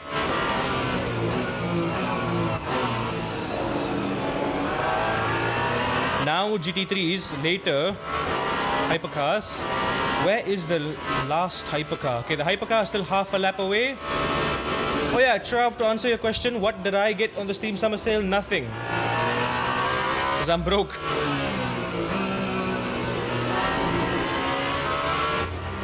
But if you want to know what someone else got me from the Steam Summer Sale, you missed it yesterday. Yesterday we were having fun playing go-karts in Kart Racing Pro, the only other kart simulator that I haven't like properly tried.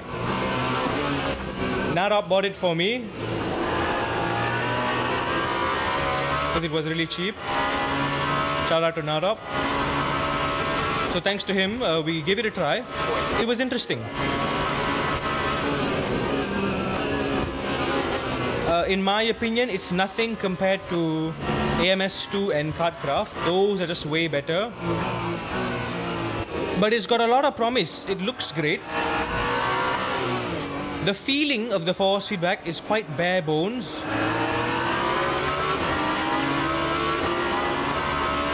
The feeling of the force feedback is quite bare bones, but it feels very nice. Like it's nice and heavy.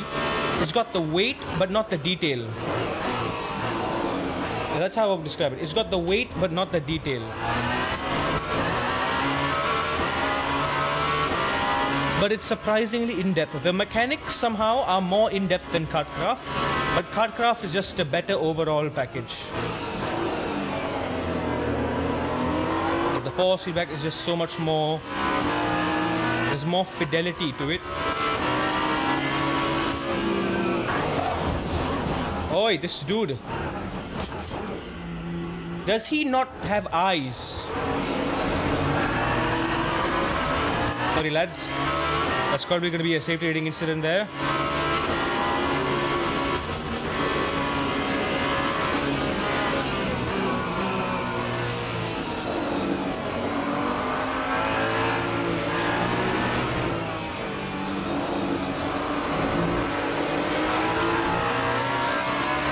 This BMW. Now, that's the only game that we played. I can't afford anything else. I really have to save.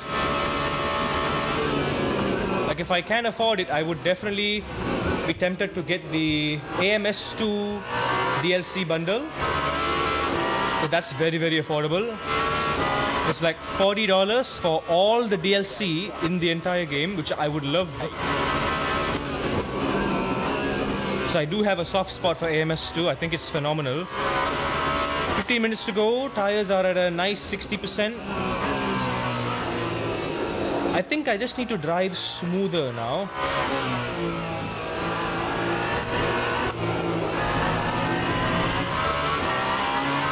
I hope it was not a contact just now, me trying to avoid that BMW.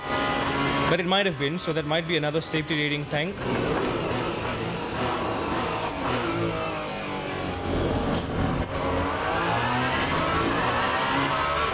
We are 10 seconds away from P2. Mr. Caramel. Is he catching up though? Oh, what happened there?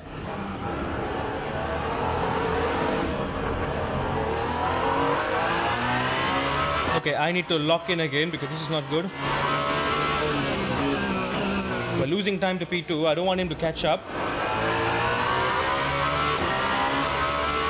Ah, it's so hot. Ooh, very hot.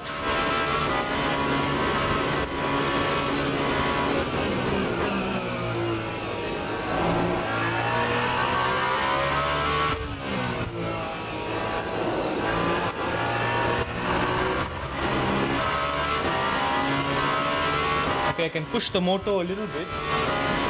I've got on average more fuel than everyone else.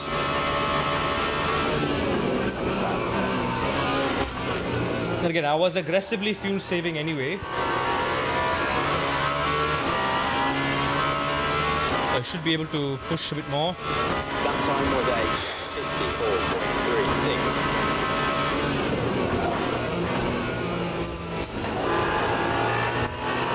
Inside the Porsche.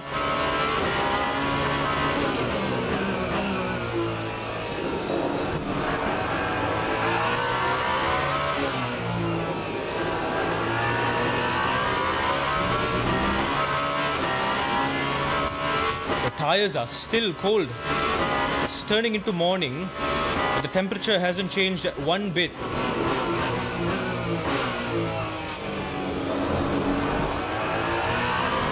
Temperature hasn't changed at all. It is still 13 degrees ambient temperature. The tires are still blue. We've been running on suboptimal temps this entire time. Is it just me or have I just forgotten where to brake there? Okay, no. I think it's the first line, but there used to be a board on the side of it. I think someone knocked down the signboard. Someone spun out and knocked the 400-meter board.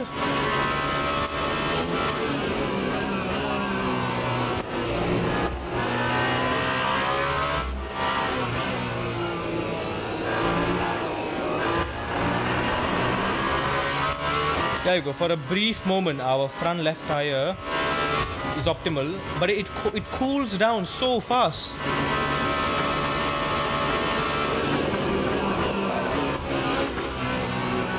That's a bad approach there.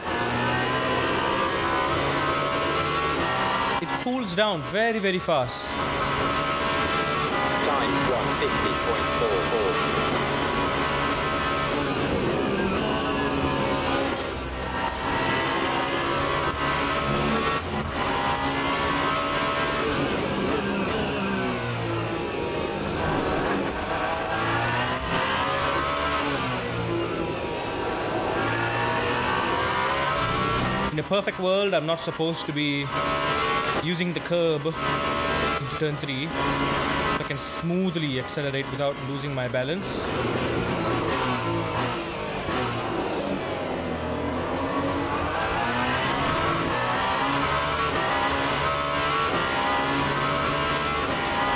Eleven more minutes.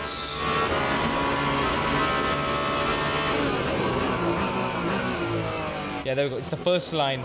Someone knocked down the board. 11 minutes should be about 5 or 6 laps. And we have 8 laps of fuel. Okay, we're doing good. We're doing good. I can maintain my pushing pace without having to worry.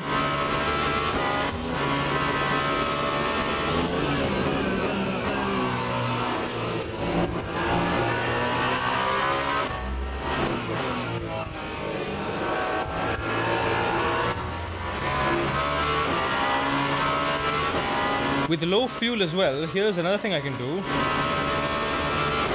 Should I try to push for fastest lap?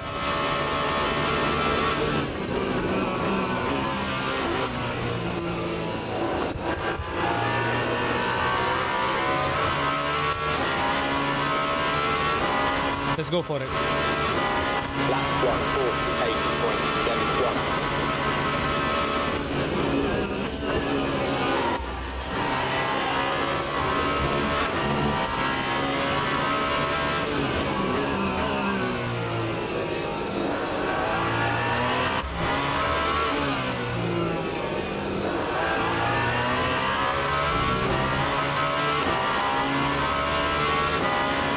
Could have gained a couple tenths in sector 1, but did what I could.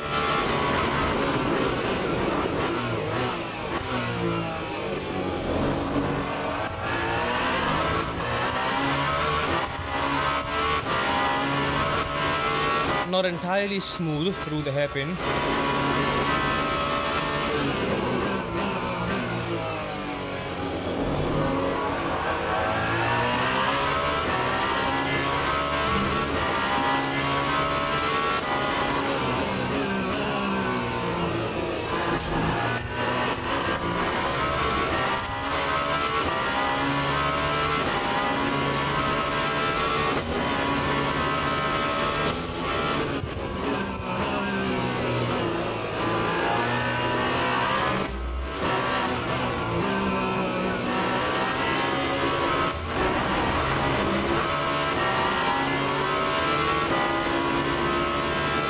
Oh, not quite. we were on the trajectory for fastest lap, but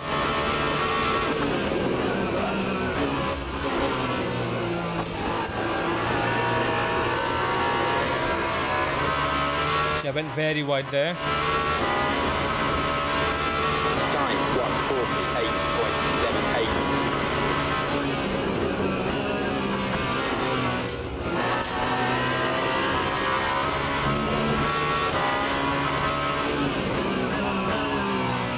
Tires down to 57.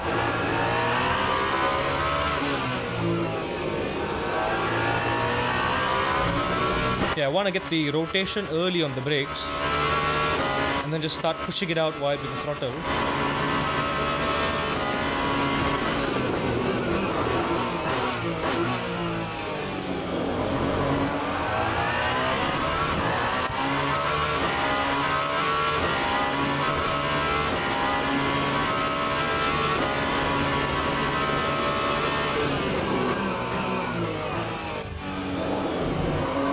The lack of any real sensation at the low speed corners like the hairpin makes it very hard to judge whether or not you're carrying the right minimum speed through there.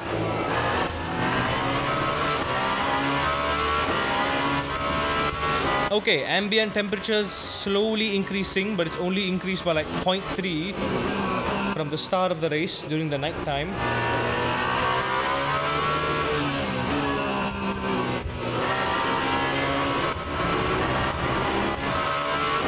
too much curb there.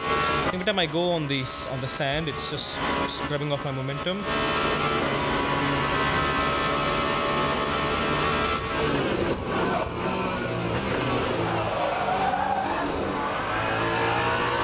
Don't do that.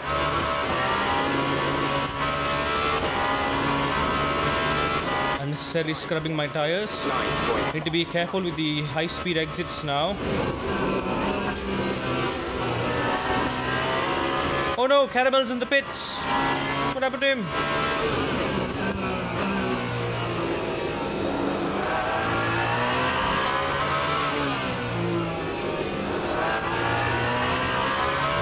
There we go. Just gentle trail braking for the second part. I was pushing the brakes way too much.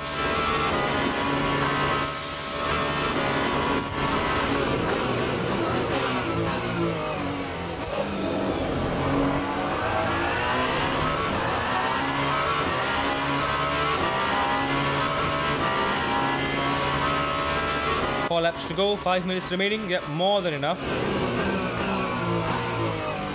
Yellow flag. What the hell? Come on, Lamborghini. Thank God no contact there. Thank God I braked in time. That was nuts.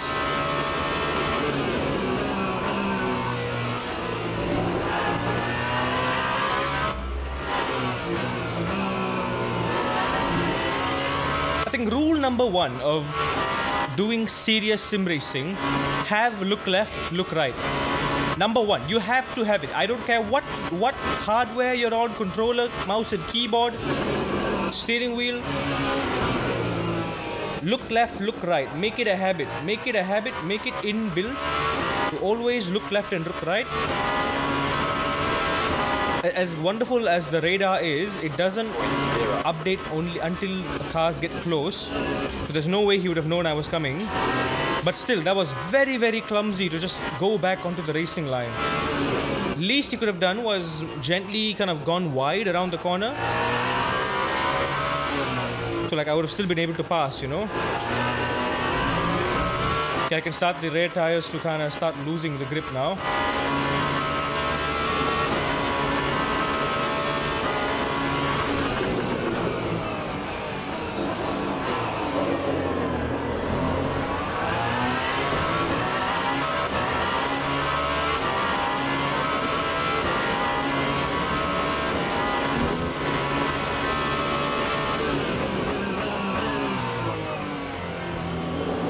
I reckon the GT3s are also starting to lose their grip.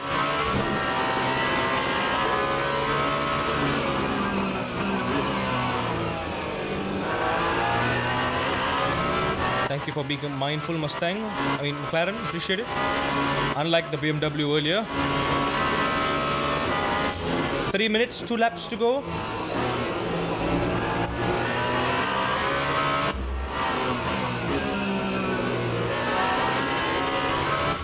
We have just enough laps for it.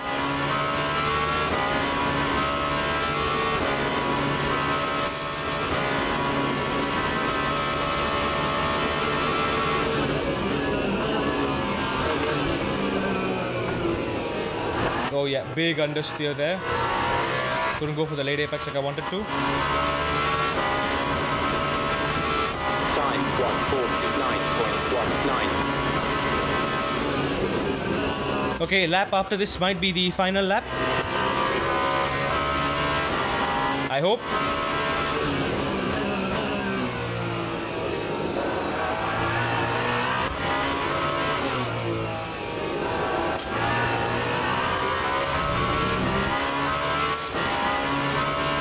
I've actually decreased the traction control now that we are getting more and more tire wear because I don't want the traction control to inhibit my grip, actually.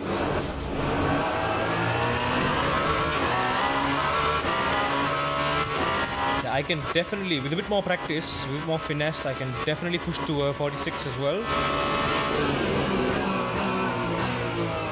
47 is definitely in here, but I mean, heck, even in these suboptimal conditions, I can probably squeeze the 47. As much as I'm familiar with Sebring, I know I'm not pushing it correctly. I can push a lot more. Namely, this corner right here.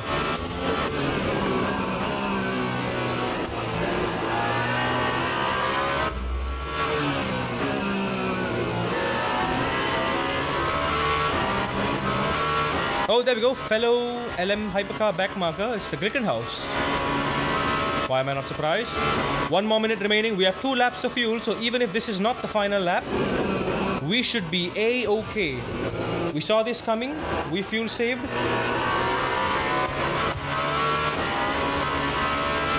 We anticipated this. 40 seconds. Final lap. Let's go. 8-1.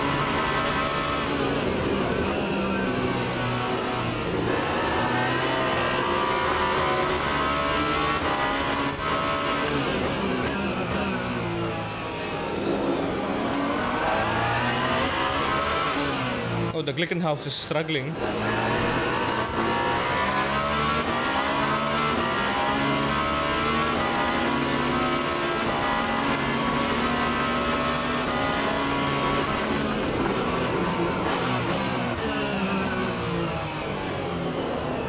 Yeah, I knew the Glickenhaus wouldn't give me space. I'd let him pass. I tried to go wide, but I just missed my line.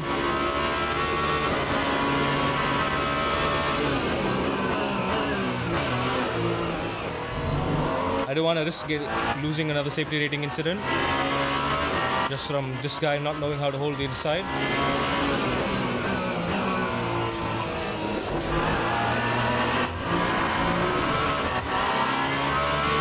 I still don't have a fully perfect grasp of my outside wheel. Like, I know I'm going overboard.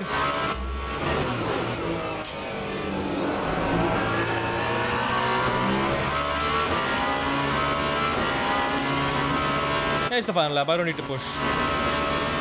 With a 24-second gain, tires hanging by a thread, less than 50%.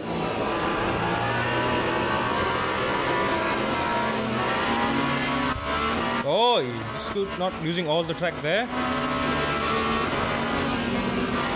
My first win in the hypercar at Sebring in the Advanced Series daily race. I'll take it. That's win number 1 for the Alpine, baby. Let's go. Beautiful, beautiful, beautiful, beautiful. Woo! Good stuff.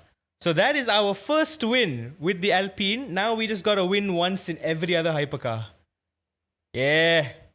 I've not quite mastered the Alpine. Like, I'm still 2 seconds behind the top split in terms of pure pace. Then again, full tank. I'm doing 47, 48s on a full tank. On quali setup, probably I can definitely squeeze a 46. Maybe even a high 45. I don't know. I'm not very good at this. Fundingo, welcome in. I mean, Sebring is not as tough as it looks, honestly. Especially with a high downforce car. You can just lean. Fastest lap, baby! Look at that! 48.2! Woo! Let's go! I'm the only one. Okay, no. Me and another person. Me and P3 are the only 2 people who got a 48. Everyone else, no one did a 48. No one did a 48. Yeah, I mean, I feel bad for these guys. Come on. I don't know if these guys DNF'd of their own accord or if they... Okay, hang on. Look at this. Yeah, these 3 definitely. These 3 definitely did not DNF of their own accord. Like, the game booted them out. Even these 2 as well, I would suspect. The game booted them out. This guy, oh yeah, this was P1. This was P1. He was going straight and then he just zip. He just said, I'm going right now. This was XP1 and now he's DNF'd. Unfortunate. But what a good race. Thank you, LMU. We almost didn't do this race because the game booted us out in the practice, remember? Milo, welcome in. Hope I can call you Milo. Short shifting saves virtual energy. It should be. in theory, short shifting should save a little bit of fuel because you're not revving out at the max, and because RPMs are like an exponent, right? It's like a multiplier. It's not like a linear curve. Short shifting actually might have a significant effect, but I've tried fuel saving before. Like I've done LMP2 fuel saving. I've not really done lifting and coasting, but I do short shifting, like aggressive short shifting. So instead of shifting at when the lights turn red, I just shift halfway through at Monza nonetheless. So it's a flat out track. Barely notice any kind of fuel saving, honestly. Maybe I need to experiment more. Maybe someone needs to experiment more. I definitely want to.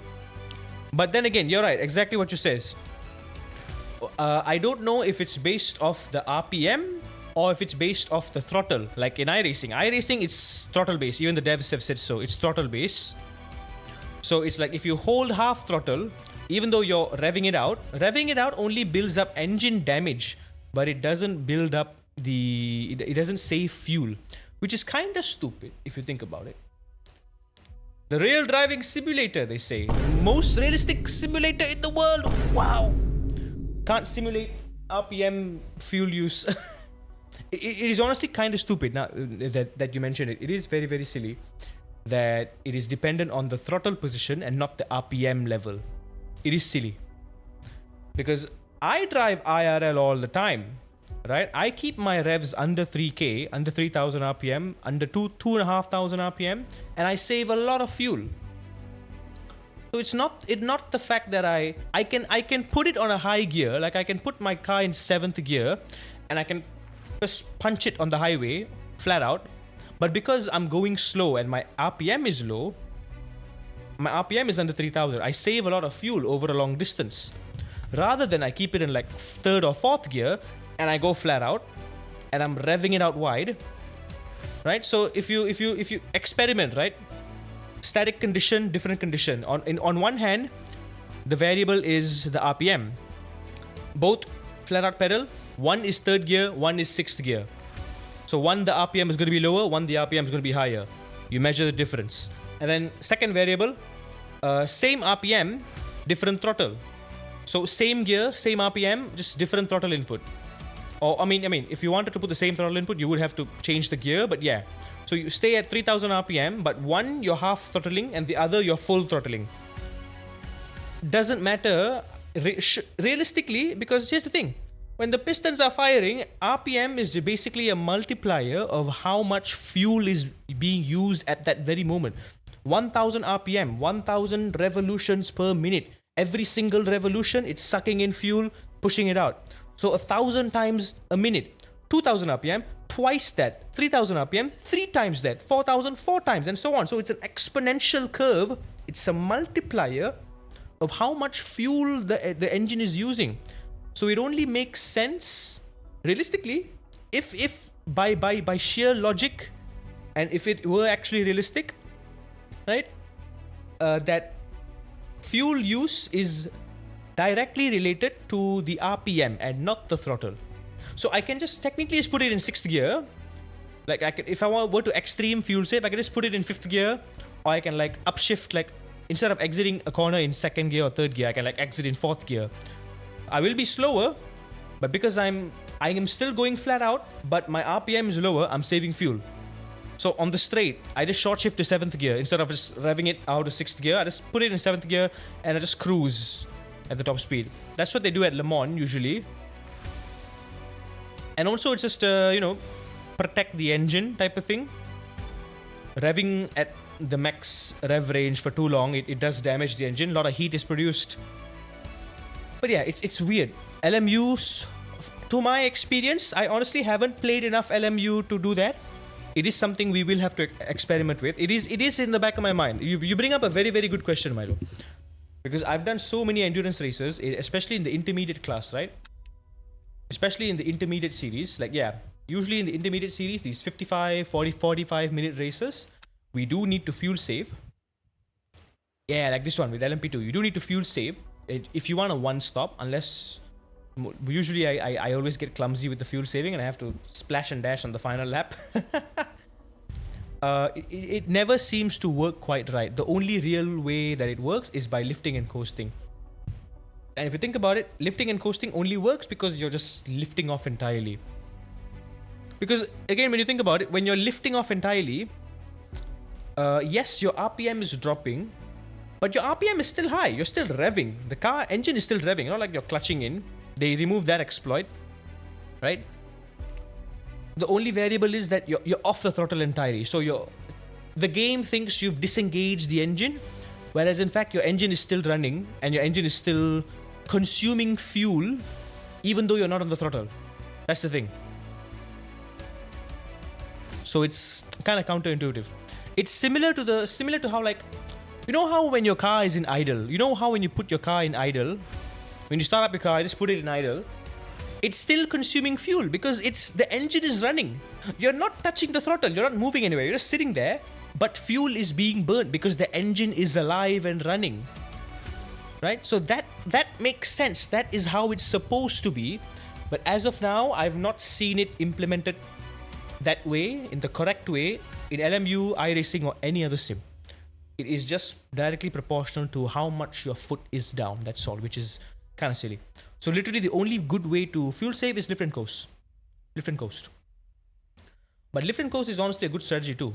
Not saying it isn't. Lift and coast is an amazing strategy.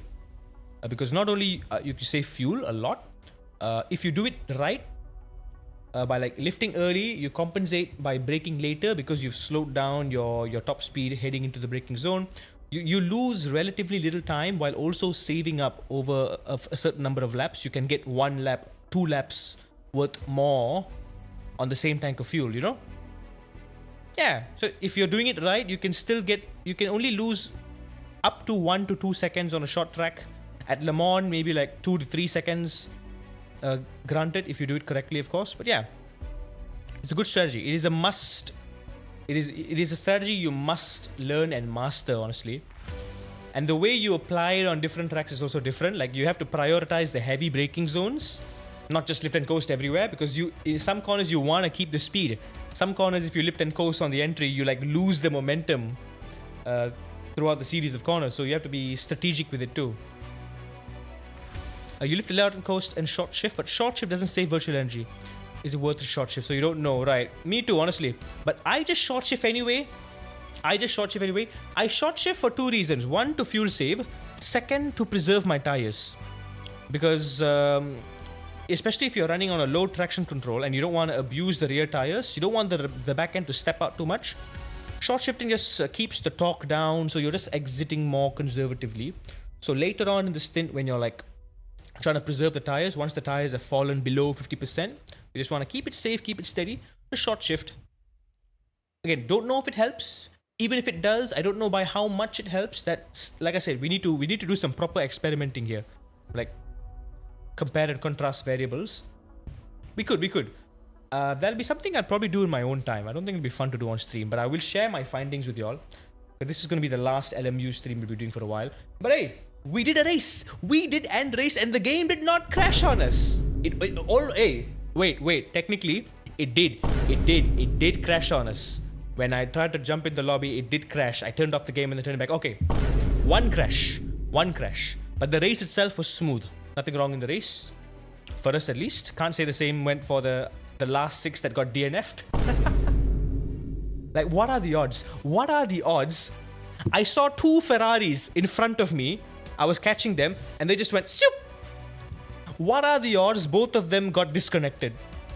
What are the odds their steering wheel crashed or their game crashed, and that's why they did that? What are the odds? Oh, I bet that's exactly what happened, dude. They must be so pissed.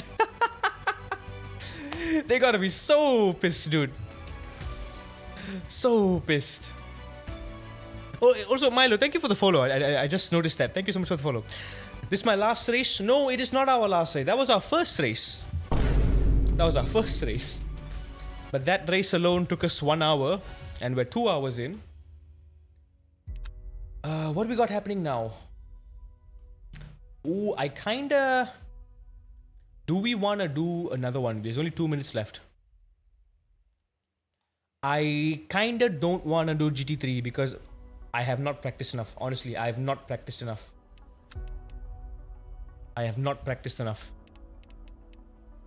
Oh boy, I would love the Lumber Gumber.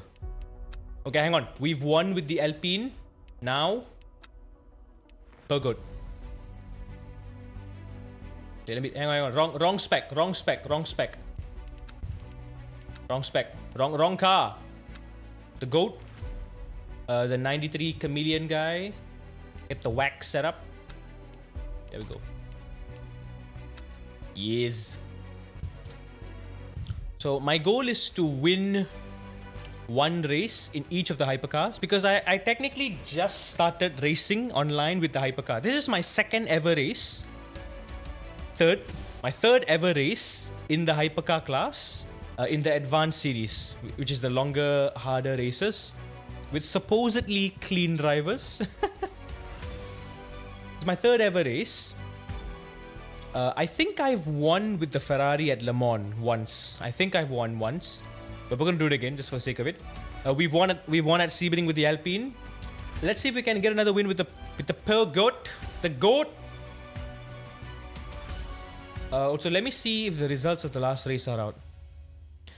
Okay, Nara. Okay, no, you know what? After this race, we'll do GT3. Yeah, this last race that I did, if you notice this little 4 downward arrows here, no, 3 downward arrows.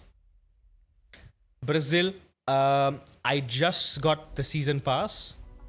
I haven't honestly practiced like the 4 tracks, like Kota and Qatar. I just don't know those tracks enough at all. Like I can't even drive them without the racing line. I need a lot more practice. I'm like 4 or 5 seconds off the pace against top split. I'm not confident at all. Interlagos and Imola, I do know the track, more or less. I do know the track. I'm familiar. But I can't say that I'm competent enough to race on it yet. Again, need more practice. And especially GT3. I honestly haven't like properly spent time with the GT3s, with the new tire model especially. I only gave like the Lexus a go, I gave the Corvette a go, and the Ferrari 296 a go, and that's it. I mean, heck, Narab, look at this. The past 3 times we've done LMU streams, the game went horribly wrong when we were doing GT3 races. So I'm not saying I want to jinx it or anything. We're not jinxing it or anything. I just don't want to risk it. We're having a good stream here. We're having fun. Why ruin it? Why ruin the fun? You know what I'm saying? All right, Dave, show me what you got. 6 laps. Medium tires.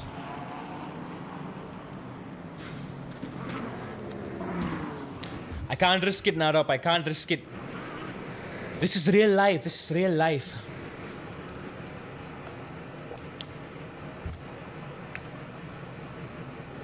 Alright, Goat, show 'em what you got.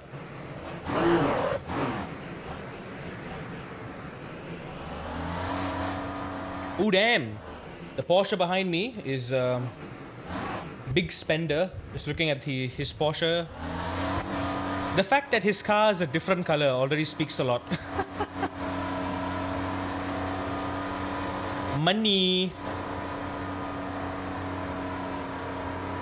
I can't afford to look unique. Okay, I like the brake bias. Brake bias is naturally very rearward. Tires are cold.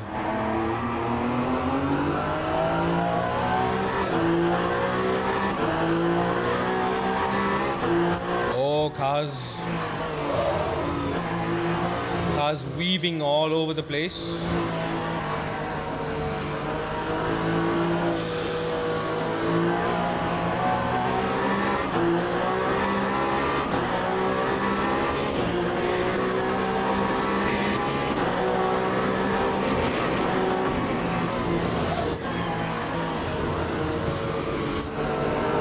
Oh, brakes were locking up a little too quickly there.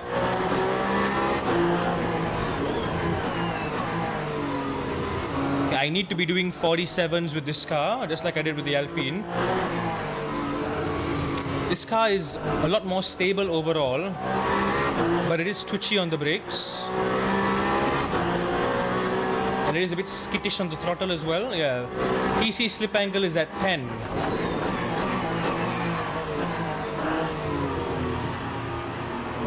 It is a lot less prone to locking up on the limit, which is good.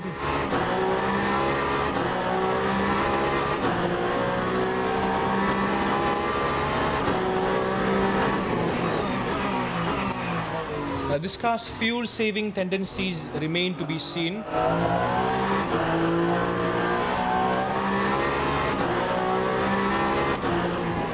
Dave, I trust your setup. Please make it work.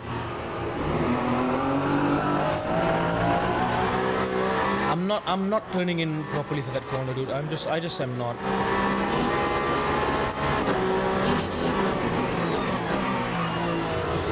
Yeah, very stable through there. Nice. Even on ice cold tires. Quite slippery and unstable when changing direction though. Wrong button. 100 kilowatts seems to be the default, so it's got quite a lot of battery assistance.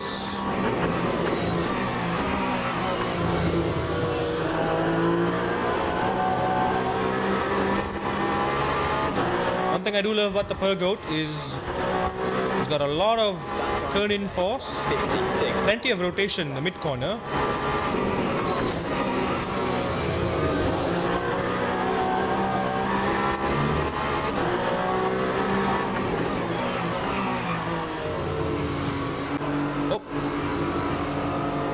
Fine.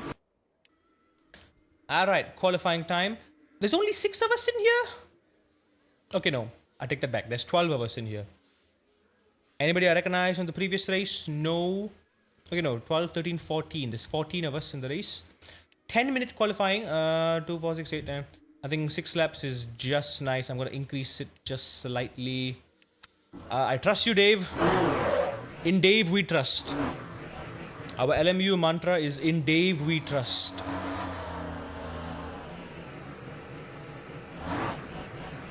Damn it. Okay, that's going to be another bloody incident for hitting the wall. It's hard enough that the car barely turns and then it's so strict. I mean, I love it, but come on, hitting the pit wall, it's just a scratch, just a tiny paint scratch. At least this is still better than the endurance circuit of Spa. The hairpin inside the pit limiter. How many times have you all like gone and hit the wall trying to get out of the pits at Spa? Me, countless times. Several times. I'm going to run the brakes a little bit. Warm up the brakes. And my tires are 20 degrees. Very, very cold. Turn off the hybrid motor. The Brazil pit lane on cold tires is the worst pit lane. Really? How bad is it?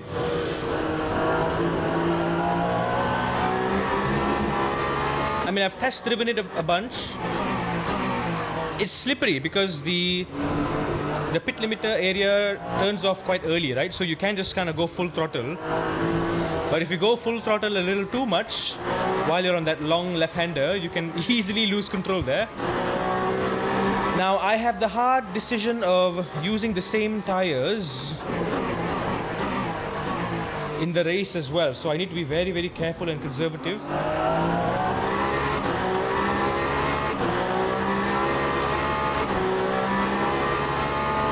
Oh my God, my tires are cold. Yeah, I can't even turn. I can't even make that turn.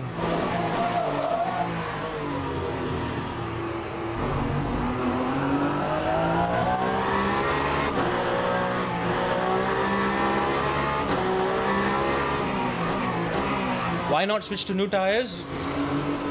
Game says no. You only have 6 tires. 4 of them are being used right now. So in the race, I can only switch 2 tires. And I'm most likely going to switch the front tires to fresher tires. Wait, no, I'm going to probably switch the rear tires to fresher tires.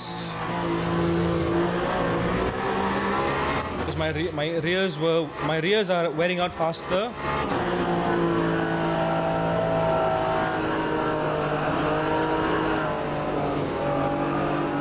Warm up.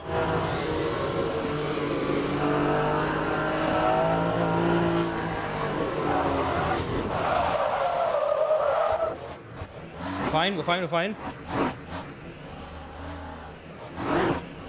Strategic, strategic.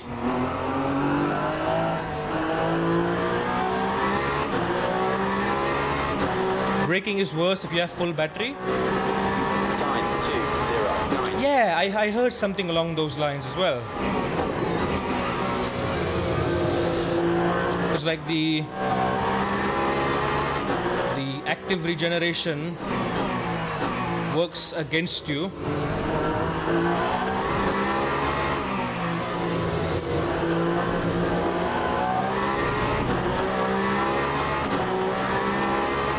I might have scrubbed the tires a little bit too much. Okay, this is not going to be my hot lap. This is technically going to be my second warm-up lap, but I'm going to push anyway. Do a lap anyway. I think we can do a high 47 if I really try.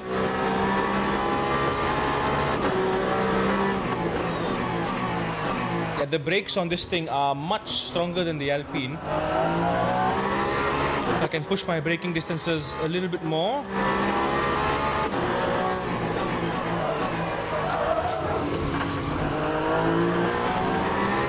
I'm going to push the brake bias slightly forward. Just to bring back a little bit of stability.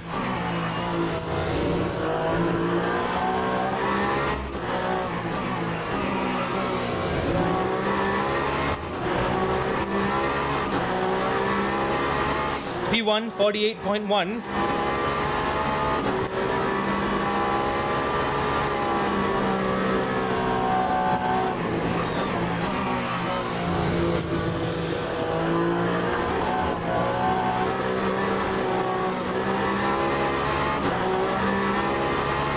That was a terrible exit. Time 150.61.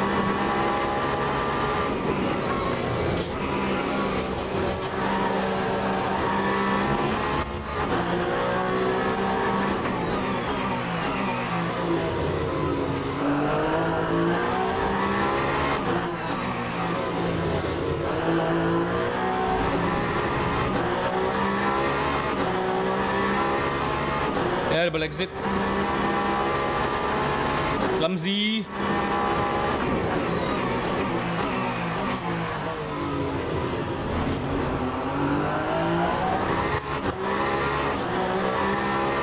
Hairpin feels very nice, very steady. I've got a couple more laps.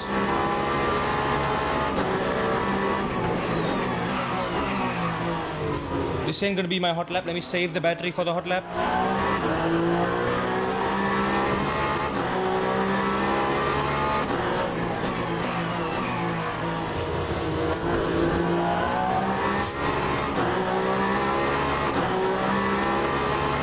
God, the tires are cold, dude.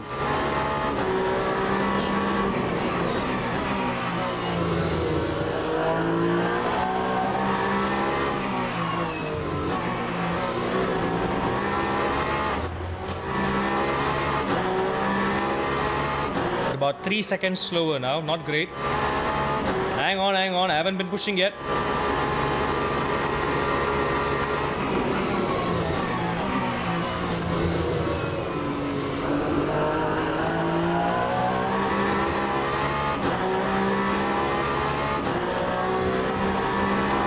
Time 149. Big push. 6, 7.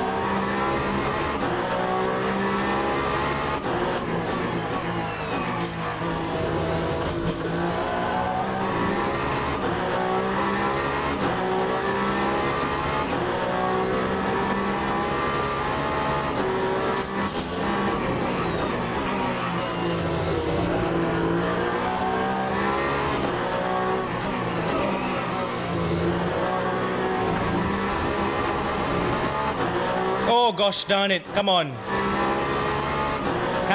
Messed that up. Messed it up big time.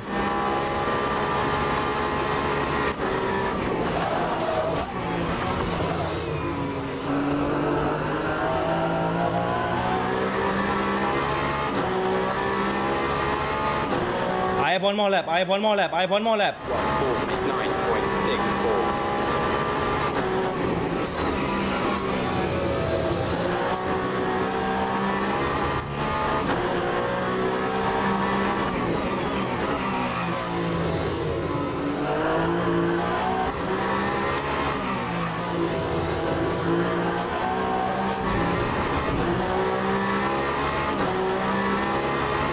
Oh, how clumsy could I have been?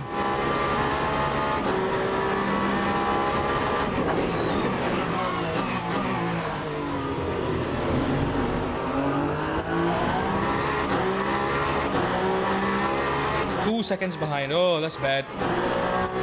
Very, very bad.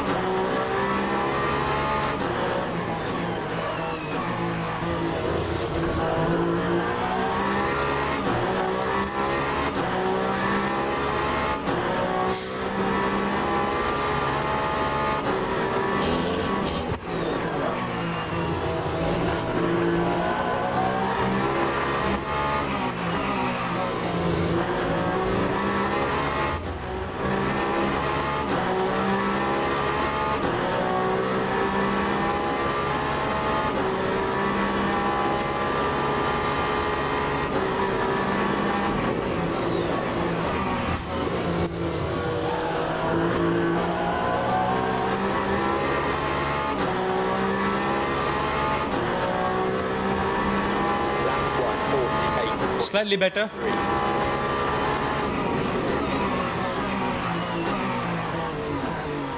Slightly better. 1.2 seconds behind P1. P8. I'll take it. I'll take it. I'll take it. That's good. Could have been better. I messed up that penultimate lap there. The tires are cooked on the spin and lock up at the beginning. A little bit. But I think, yeah, we needed the tires. We needed the temperature. But yeah, degradation. Degradation is what probably ended it. Alright, I don't know what the fuel use of this is. Setup is fine. I don't want to change anything. I trust Dave. Our tires, however, our tires are low. My tires are down to 88%. I'm gonna put my back end to new hards.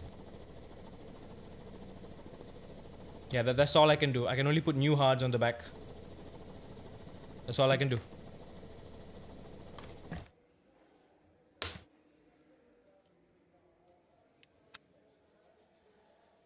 Are we still P8? Okay, we're still P8. We're going to be on the 4th row. We need to be extra careful. 4 people in the 47s, 4 people in the 48s, 5 people in the 49s. Okay, pretty even, pretty even. Yeah, now you see what I mean? Tires used, 4 out of 6. We can't even like choose this preset here. I think the game has crashed. Let me just not make any changes or else it's gonna like... Teams and drivers go ruin it. to the grid for a race start. Okay, will you let me do the thing? 84%. I don't like that. I don't like that we are running on 84%, but I would rather give the back end new tires. I said I would rather give the back end new tires, please. I gotta see if it's new. I gotta see if it's new. Come on. Put me in. Put me in so I can at least do the change. Come on. This is what is so frustrating about this game, dude. Okay, there is a good chance we're only running with one brand new tire on the right rear. Oh, wait, hang on. Fully brand new. Okay, no, there we go. Okay, rears are new, fronts are slightly cooked. Do need to preserve quite a lot. I'm gonna just put 1 lap plus. Dude, what is our fuel like? Shoot! Bloody hell! We're on max fuel. What do you mean? We're on max fuel. Excuse me. And it takes like 30 seconds just to get back in. LMU needs to get their shite together. I swear to God. Version 1.0 they said. Okay, I'm surprised they haven't like delayed it yet. Okay. Fuel is full. Tires are okay. What's the timer like? Game has crashed. I think we missed the start. It says wait at pit exit. I think we missed the start. Stay calm. It's okay. Yep. If I could show a middle finger to LMU, I would, but I'm tired. I'm not mad, I'm disappointed. I'm not mad, I'm disappointed. Green flag, green flag. I'm disappointed. LMU doing LMU things, yep, exactly. What a massive disappointment. And we are like half a straight, yeah. Oi, go! Green light, go! Move! There are 2 more hypercars with me too. Bloody hell.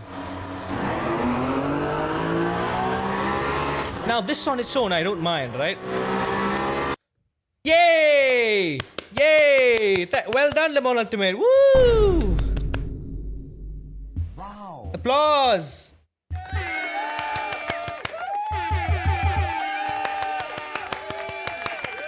This is a game. This is an absolutely amazing, and how can it be so amazing and so trash at the same time? How have they managed that? DNF! Yay! Thank you, game. Thank you for thanking my hard work and my hard efforts from that previous race. Thank you. Game of the year, baby. Game of the year. Look at it. Wow. There goes my hard-earned rating.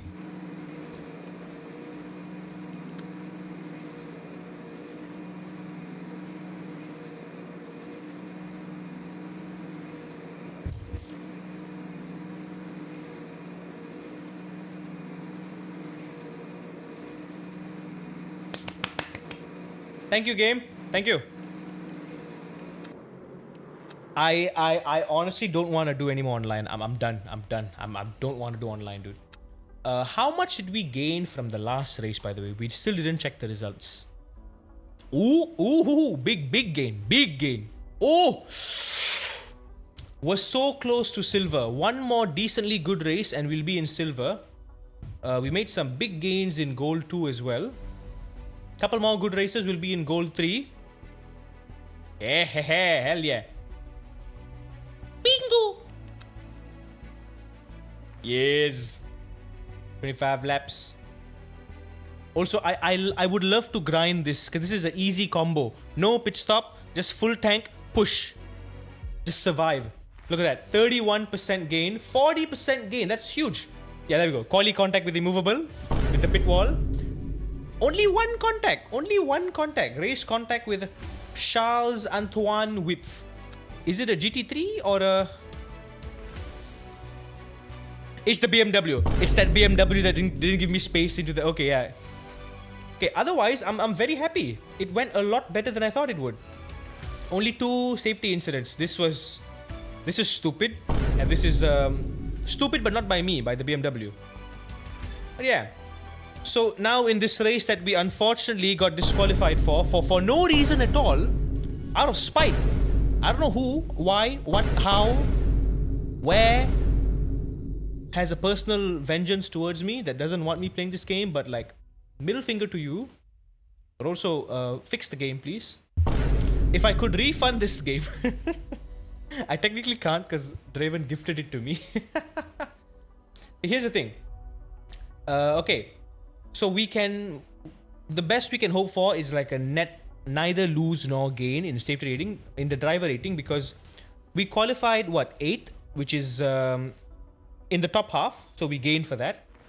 But depending on where it expects us to qualify, we might lose. And then we're going to lose a lot for this. Expected to finish. We didn't even do the race. Automatic tank. We finished the race. We didn't even finish the race. So there. Just because of that. Just because of this pure... Because the game is... It gets on your nerves sometimes. Because that's how it is. Yeah. Case in point. My last race that caused me to rage quit.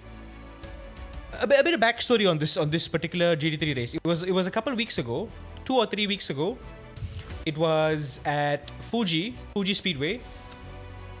It was the first race of the stream. Like, it was like 15 minutes after I started the stream. I jumped into Fuji, did a few laps. I'm like, okay, Corvette feels nice. Let's do a race. I didn't do practice. I did 2 laps of quali. Right? I qualified on the front row. So we gained safety rating for that. There we go. Yeah, qualified. Oh, wait. Oh, yeah, wait. We did qualify on the front row. The game crashed when the qualifying session was happening, so we didn't register. So yeah, we were last place. So expected to qualify 6th. We were like 2nd or 3rd. Yeah, the game said, screw you. And then I rebooted the game. We barely managed to get back in the race. But when we got back in the race, the game froze. And I was stuck on dead last on like sector 3 of Fuji. And the game was still froze. I could still hear the cars all driving, right? The game was still active, but I was just frozen there. After like a minute of just stuck there, I saw green lights. The race had begun and I'm still here. And then the game unfreezes. I'm still in sector 3. Everybody else is going into turn 1 after the race has begun. And I just like, okay, let's just finish the race. Get some safety rating out of it. Maybe. I go through turn 2 and 3. Game crashes. Wonderful game. Wonderful. What a way to incentivize people to play your game. What? At least iRacing pisses you off because other people crash into you and ruin your race, right? iRacing itself very rarely ruins the races for you. In LMU, the game just shows you a middle finger just for you existing, just for you trying to have fun. Fun, not in their vocabulary apparently. So yeah. Worst case scenario, we're gonna lose 9.5 on that race as well. Which ain't much. It's only going to be a little bit. We can still do one more race and still get to silver anyway. Hopefully we don't lose safety rating because we did do clean qualifying session. So we should gain some safety rating for that. I hope. But yeah, it's disappointing, man. It is very, very disappointment. Much disappointment. Game of the year. Game of the year, everyone. Can we give it up? Give it up for Le Mans Ultimate, everyone. The ultimate Le Mans game. The ultimate crash simulator. Literally and metaphorically. Reporting. Can I report the game? Can I report? I haven't left a Steam review for this game, haven't I? Shall I give them a piece of my mind? Can I do that? Can I do that? Is it time? I've played it for 124 hours. I think it's enough time to leave and review. What do y'all think? What do y'all think? You think it's time? Yeah? Have I left a review? What is the overall consensus, by the way? Mixed. It's mixed, yeah. I understand. Okay, there we go. Review for Le Mans Ultimate.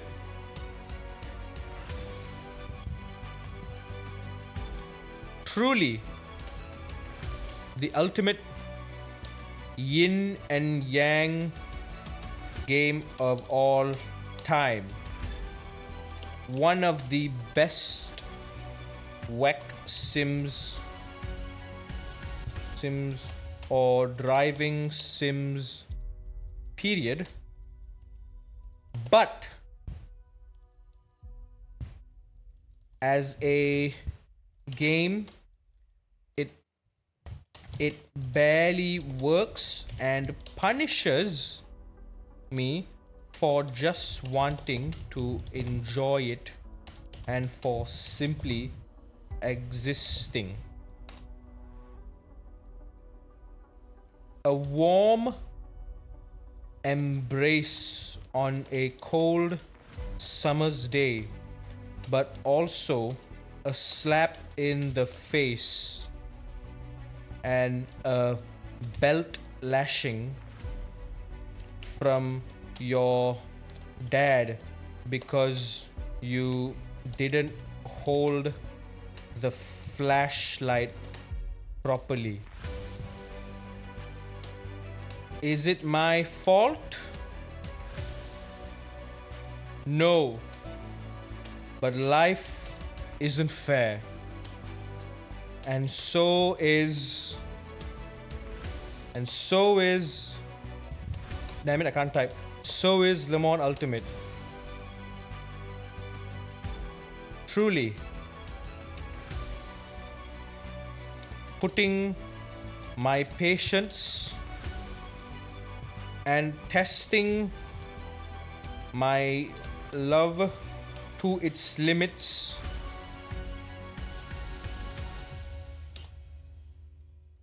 Sincerely, a whack lover, sim racist, Studio 397. Please fix your F game. Don't release this.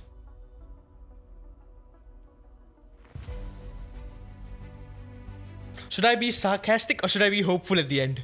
Should I be sarcasm or should I be hopeful? Should I be sarcastic or should I be hopeful? What would Arthur say? Mighty bold of you to wanna be releasing the damn game as version 1.0 when the game's a broken mess. Just like Dutch said, you have a plan. You might have a plan. But I've seen enough to know that you certainly ain't got a goddamn plan. All right. I think Yeah.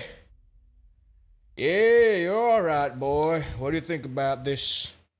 He's good? Dutch? We need more money.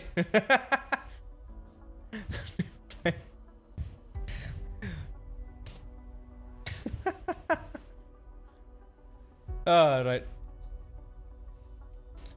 Is that one hell of a review? Allow comments. Yes. Okay, well, okay. Now that we've given this very fair and very balanced review, right? I've given the good, I've given the bad. All right, it's very balanced, right? It's personal to my experience. Right? I'm not talking in general. I love the game. I truly love the game, right? I truly love the game. Period. Amazing driving.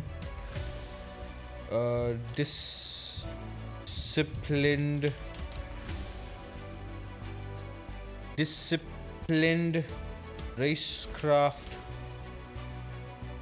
strict rules, insane immersion, but yeah, the but. So I say the good and then I say the bad. All right.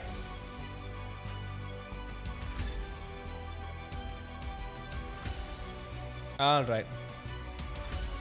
Okay. Do I recommend the game?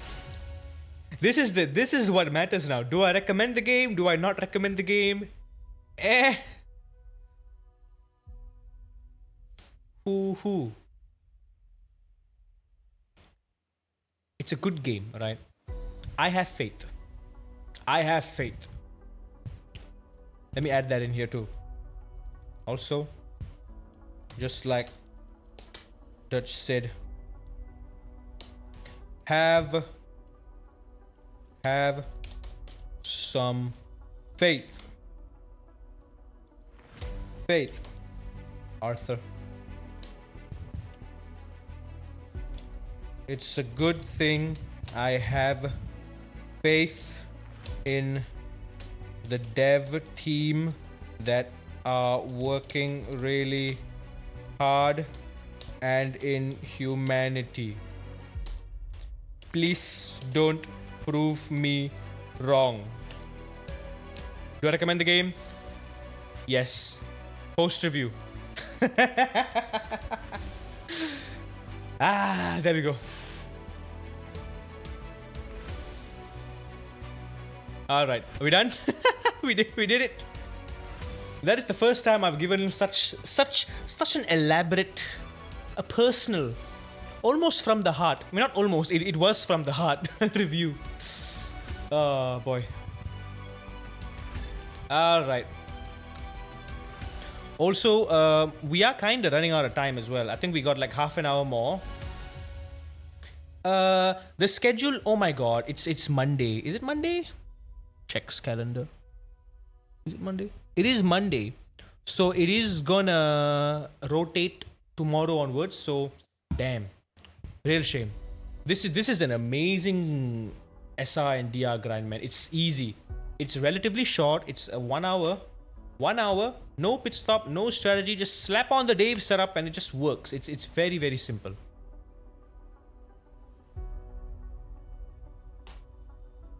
Do we wanna? I know we said don't want to do a race, but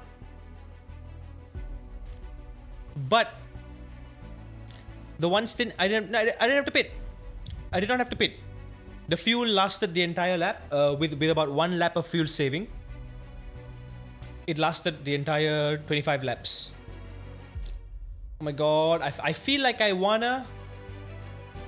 It's Bahrain. I'm not very good at Bahrain.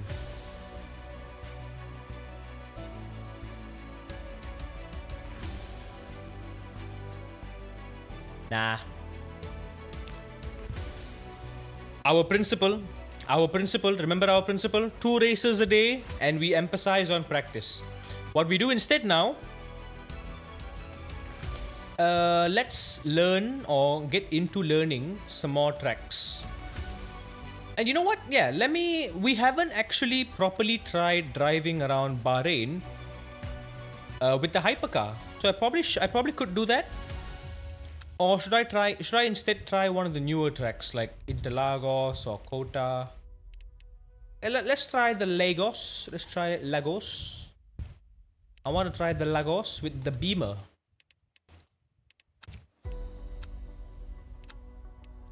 I'll be honest with y'all, I just have how do I say, a general ick with this car. I don't know why. It just like, I don't know if it's the big ass nostrils or the fact that it's just a BMW or I don't know what. There's something about the car that just kind of gives me the ick, you know. But I'll give it a fair go. Let's slap on the Dave setup and see what we can do at Interlagos. I've only tried the Alpine and the Pure Goat at Interlagos so far. The Peugeot felt very, very good so far. Yeah, the Peugeot is a very rotatey car. It likes... A lot of the weight is centered. I hate the BMW. The BMW, yes. But yeah, Milo, in case you're wondering, yes, it is Arthur from Red Dead. You're okay, boy. Ooh, speaking of games, we are gonna play Ratchet and Clank Rift Apart soon, and I'm thinking we can just squeeze that in and like get it done in a weekend, because it's a very short game. Apparently, it's a very short game. It's a sub 15-hour game. 10-hour game, in fact, as most guides say. Some folks are saying you can platinum it in 10 hours. So, but if we're doing it on stream, we gotta give a bit of room for me yapping. So 15 hours seems about fair, and that's like a good 2 streams over the weekend. we could just finish and platinum. Exactly. Either do a straight Ratchet and Clank stream, 0 to 100%, 0 to 100% and platinum in one sitting, or just two streams, over the weekend. What do y'all think? So instead of Balatro this weekend, should we do Ratchet and Clank, or should we just like lock in iRacing instead? I think yeah, let's do it. Long stream, baby. Let's do it. Also, yeah, I've decided not to do the race rooms special event because screw that. There's a lot of hoops to jump through, and I haven't practiced enough. I don't want to spend more time doing that. Over the week, we're going to do iRacing anyway. That's more important. But yeah, Ratchet and Clank. I want to just finish the game so I can sell it off. If I can sell it off, I can probably buy 2 more tracks with the money from that. The money that I get from that. That's kind of my rationale with it. Dave, set up. Dave? Full tank of fuel. Medium tires. Yappa. All good. Alright. This is a car that I've not driven before. The mirrors are not mirroring. Let me just adjust it real quick. 80. And then this side should be about -80. There we go. Is this a hybrid motor? Ooh. Detached rear ARB. Quite stiff front. A lot of traction and slip. That is interesting to see. I'm gonna be a little confident with this car, and I'm gonna decrease it by 1 click respectively. There you go. I still don't remember what knob goes where. Brake bias very much to the... slightly to the rear. So I think it's butt heavy, this car. Quite butt heavy. Migration 2.5. 40. 40 out of what? 40 out of 50. Okay, same like the Alpine then. It only goes up to 40. Alright, that's pretty good.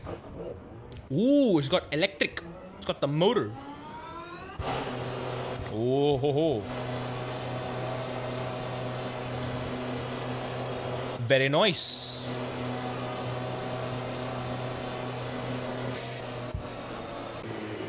Oh yeah. The only thing I like about this car is the rear tail lights. The tail lights look very cool. What I don't like...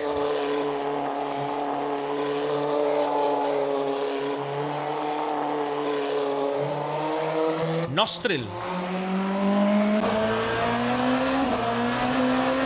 Why it needs such huge nostrils though?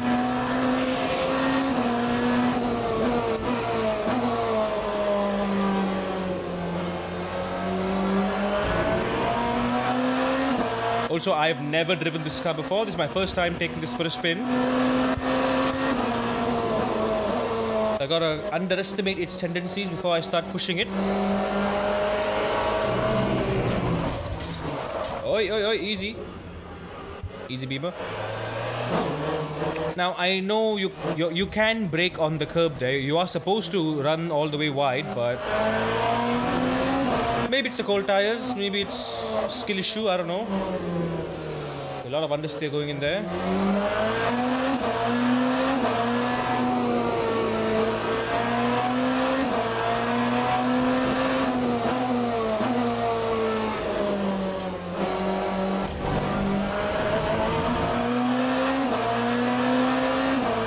That carbon fiber front fender on the left looks very, very slick.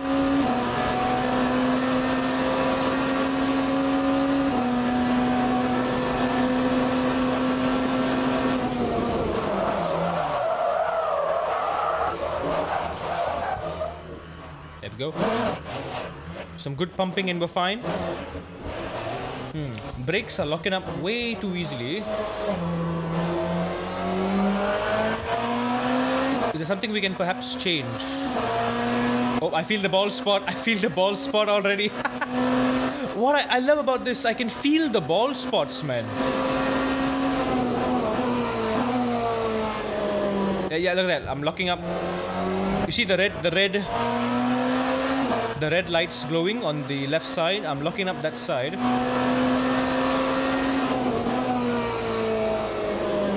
I don't want to touch the brake bias, but maybe I can reduce the brake migration. Yeah, braking there is just sketchy, hella sketchy.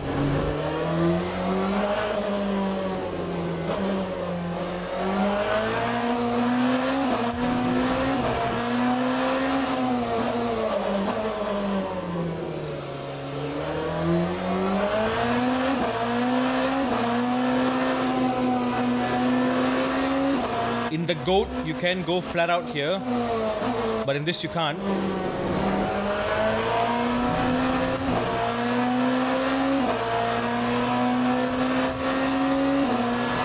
I think you shift up when it turns blue. I'm going to decrease the brake migration one click to 2%. I feel like I'm sending too much brake to the front, even though it's already very rearward biased. Oh, there we go. Lock up, lock up, lock up. Like, dude, I'm braking at like 1% and it's still locking up.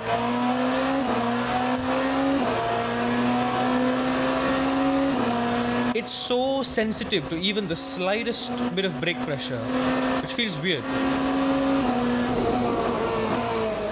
I'm gonna decrease the moto map while I figure this out. I'm so light on the brake. My minimum threshold braking is so low. I'm holding like 1 to 5%.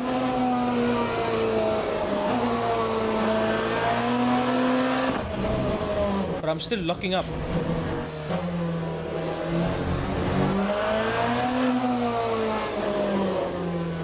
Oh, big understeer there.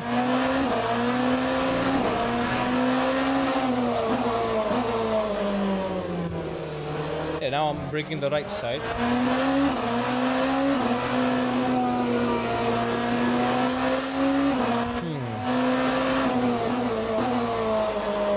What I can tell, this car's got nice mid corner rotation. The braking, like I said, is very, very sensitive. It really does not like turning while braking, even though I've tried to mitigate the brake locking as much as I can. I'm trying with my foot as well. 29.31. Yeah, even if you're holding minimum pressure, the innermost tire will still do some micro locking up, even though I'm holding 1% to 5% brakes. I gotta hold that brakes to get the rotation I need. I can't just lift and coast.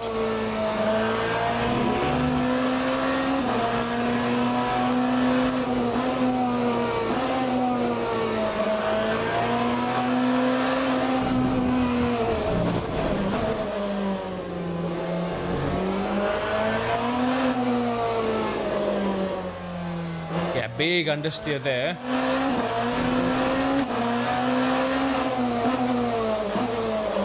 There we go, locking up the inside tires, the right side. Again, this is flat out. This can be flat out.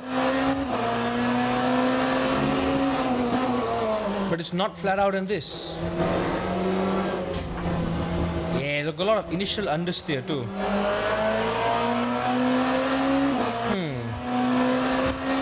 What if I reduce this front ARB by one click?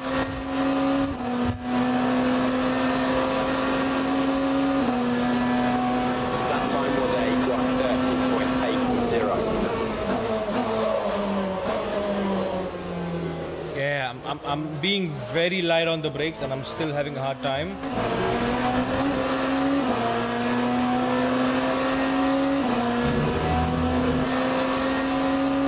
This might be one of the harder cars to win a race in because of how sensitive it is in the brakes. The Peugeot, the Ferrari, especially the Ferrari. The Ferrari likes when you push it on the brakes because its brakes are just, I would say easily, out of all the hypercars, it's got the strongest brakes. It just loves when you push it. And you can really cut down on the braking distances.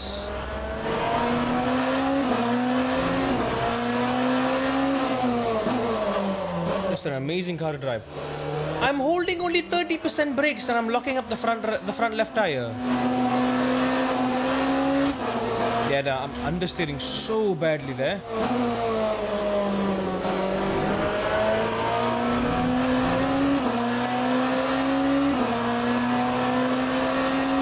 Really bad understeer. I'm gonna add 1 click of rear ARB. So I get more turn in and more slip on exit.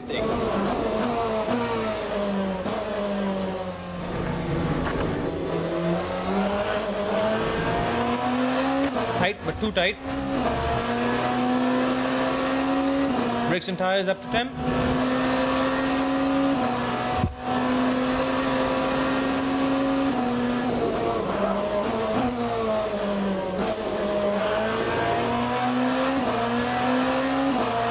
Held my hands light there, but still micro lock up. I'm pushing the brakes.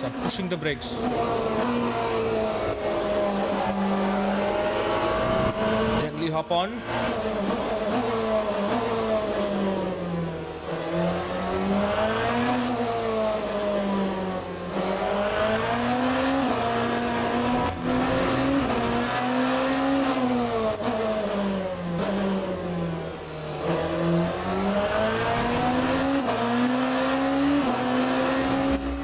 There we go. Hold it.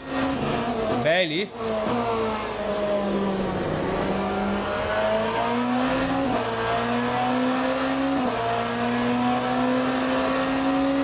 Alright, I'm second guessing Dave on this one. Dave's setup wasn't great. This feels a lot better. I'm getting that ever so slightly sharper turn in, and I'm getting that a little bit more slip angle 2. on corner exit.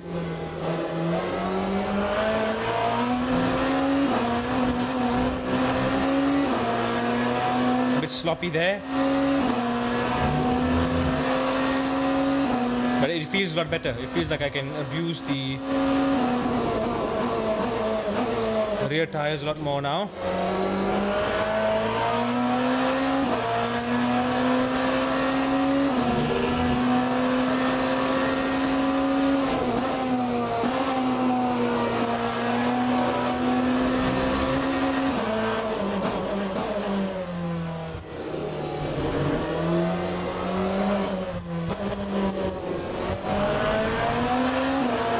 Oh, too early.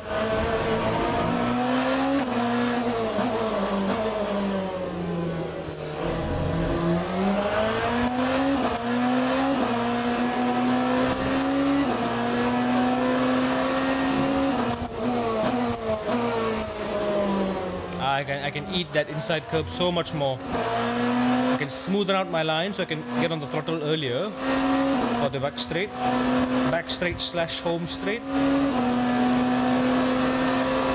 Battery use quite conservative, not bad. Lap 127.57. Oh, that nice abrupt.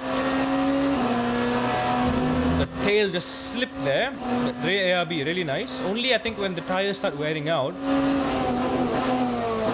will I need to start considering turning that rear ARB down back to detached to keep it more steady and predictable.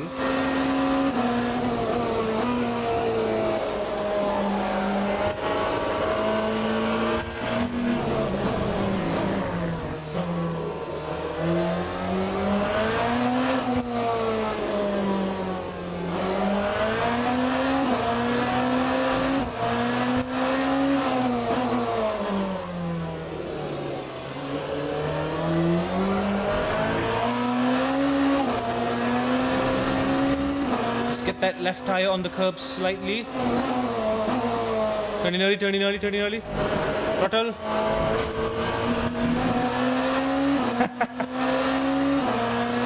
Clumsy.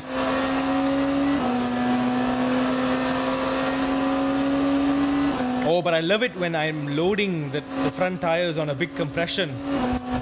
Like the penultimate corner. Felt very, very nice. 0.8.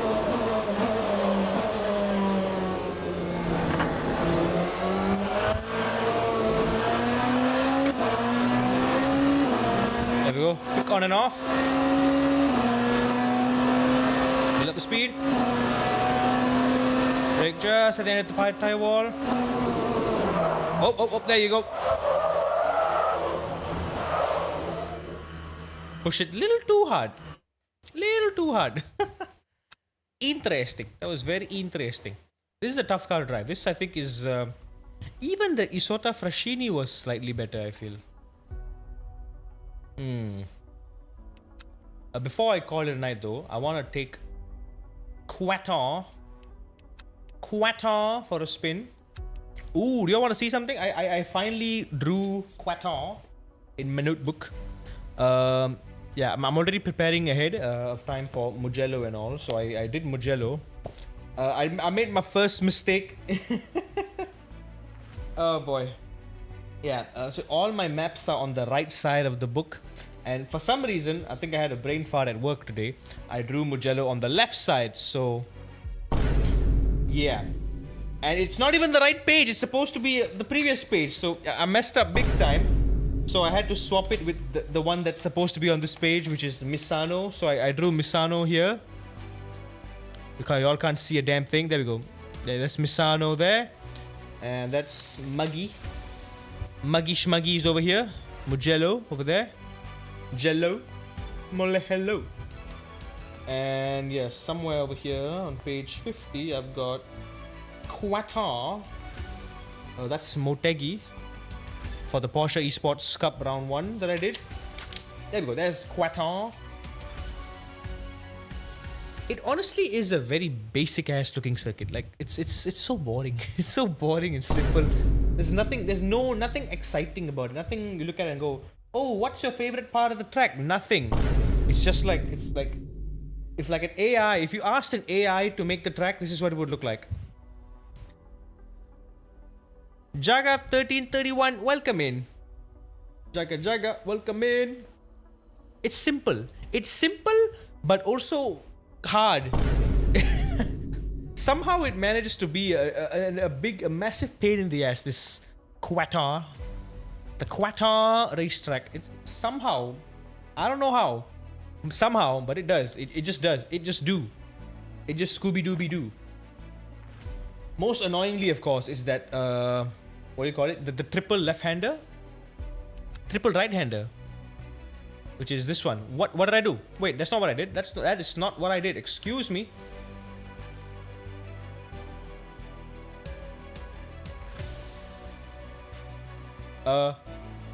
Excuse me?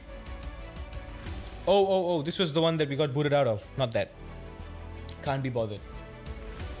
The triple right-hander in Sector 3. That is the most annoying part to get right. There we go. This one right here. You don't see it here because this is a racing line. This is a racing line representation. Let's go at Quattar. You know what? Cadillac. Why not? Why not? Why the heck not? I haven't given it a fair shot. I've actually never tried the Cadillac. What could possibly go wrong? Weather, make it hot. Make it hot like it is in Dubai. Dubai or Dubai bye? Will I say bye-bye or will the game say bye-bye to me? Let's find out. So far, we're 1 for 1. We've done one race. The game has crashed on us. Okay, we're 2 for 1. Game has crashed on us twice. And we've done one race. So, we need to balance it out. Let's slap on the Dave setup. Mr. Dave. The LMU preset is generally... I would say like, you know how in Assetto Corsa Competizione, you have your default preset setup and then you have the aggressive, right? Yeah, so consider the Le Mans Ultimate preset to be the safe setup and then the Dave setup to be the aggressive setup. So it's technically a bit faster, but does need a bit more finesse to drive as well.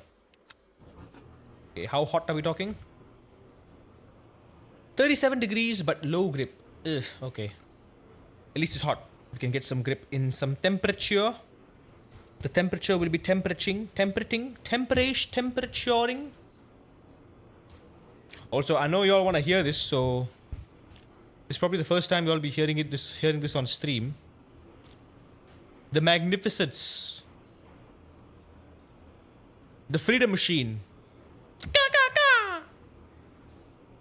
Besides the Corvette, it is the only, and then the Mustang, it's the only American machine. And this is as American gets. So, shut up and enjoy. That was harsh, I'm sorry. But yeah. Shh.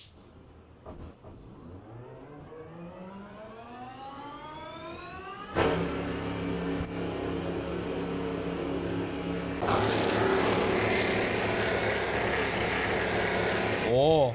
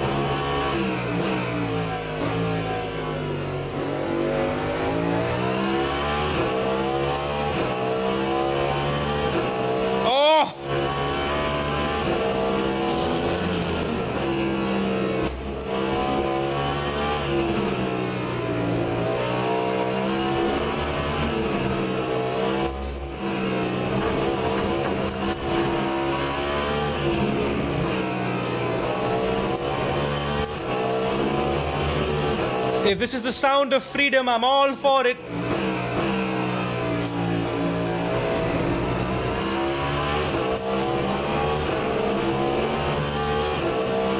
God bless America.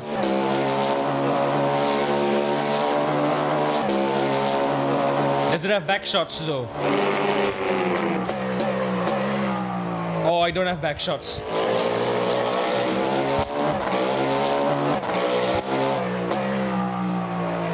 Damn it. Why does the Japanese Lexus have better back shots than the Cadillac? Oh, I like it a lot. It's still good though.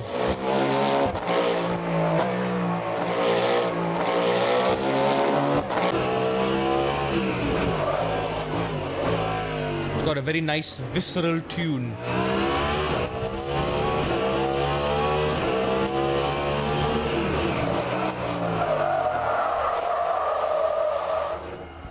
Fine. Even on the first outlap,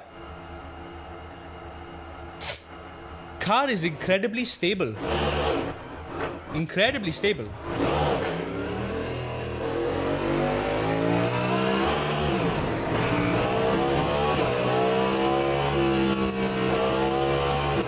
Incredibly stable.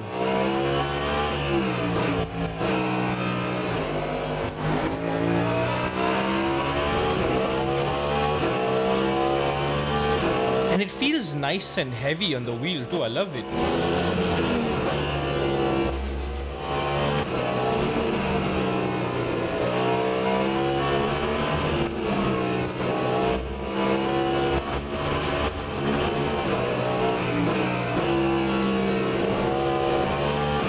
Yeah, track usage is key here.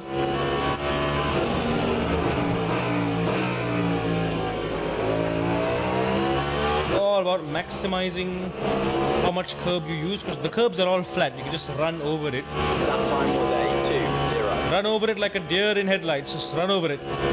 Run over it.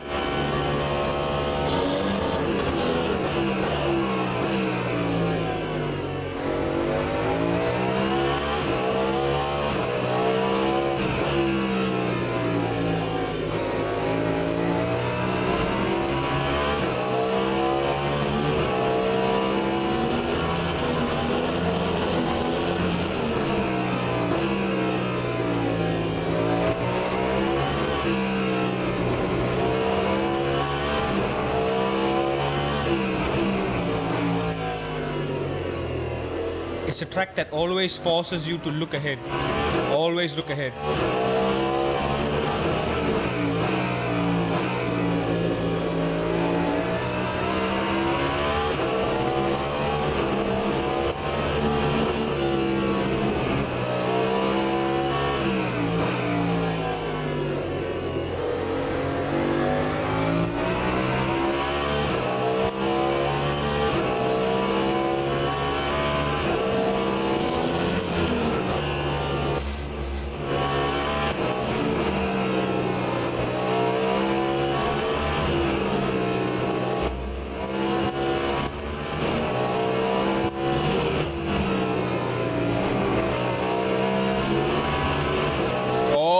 Oh,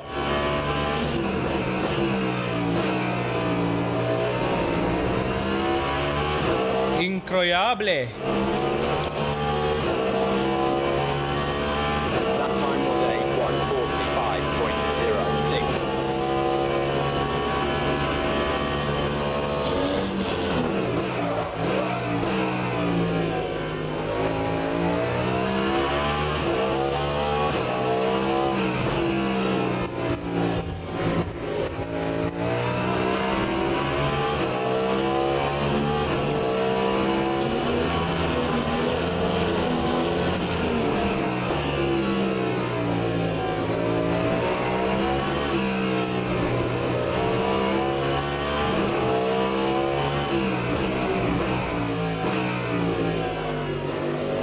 If you all are looking at this wondering if this is a fast lap, it is not.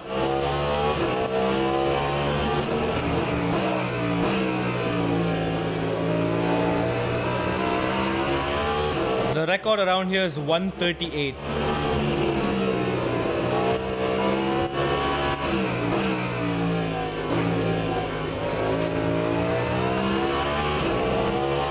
I'm 5 seconds behind. No, 7 seconds behind.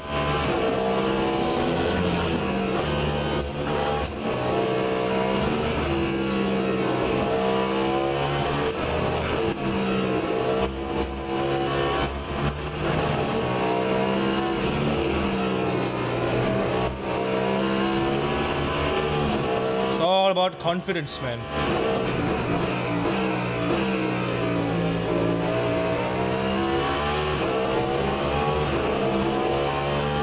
I mean, I am on a full tank of fuel, but you know, Time 1:40. iRacing needs to fix the netcode.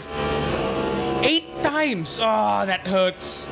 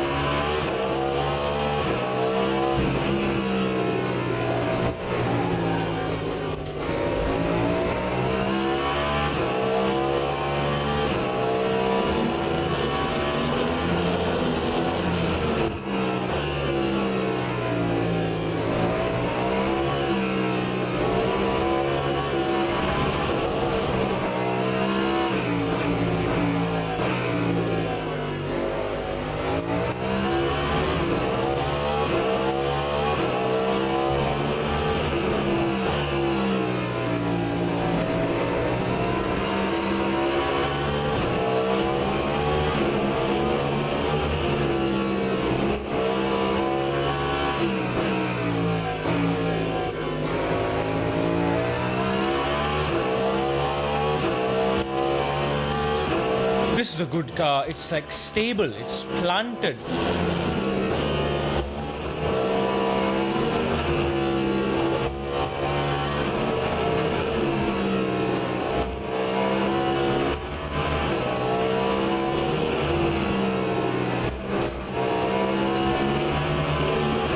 Yeah, that final sector, man. There's so much room for improvement there.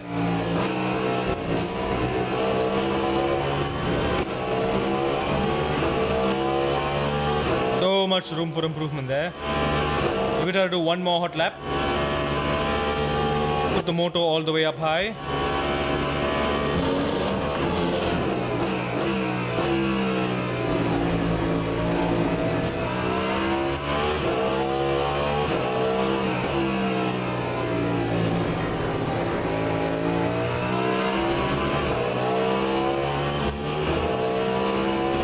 have throttled out sooner in turn 1.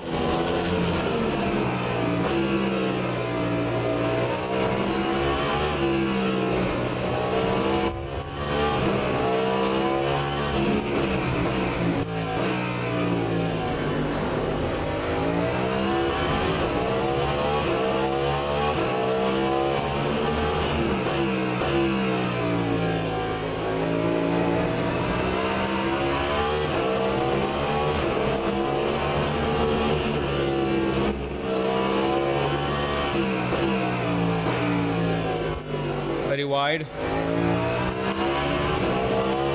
Very wide. Yeah, that corner exit is perhaps the most important one.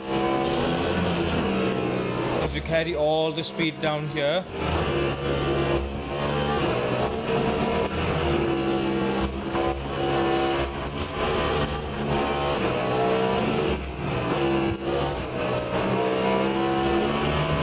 Ah, lost like 3/10 there.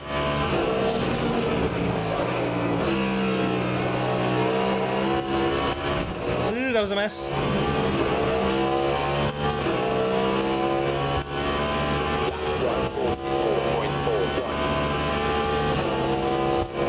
Pushing, baby, pushing.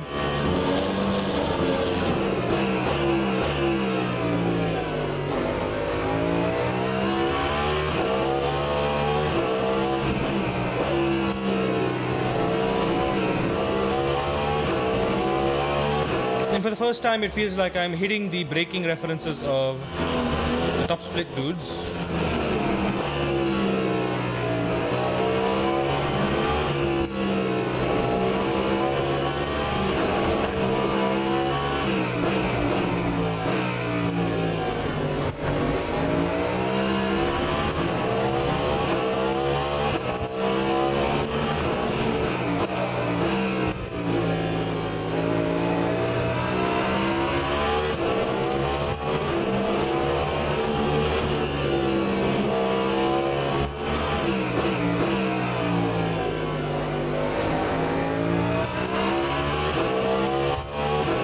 There we go. Keep it coming, keep it coming.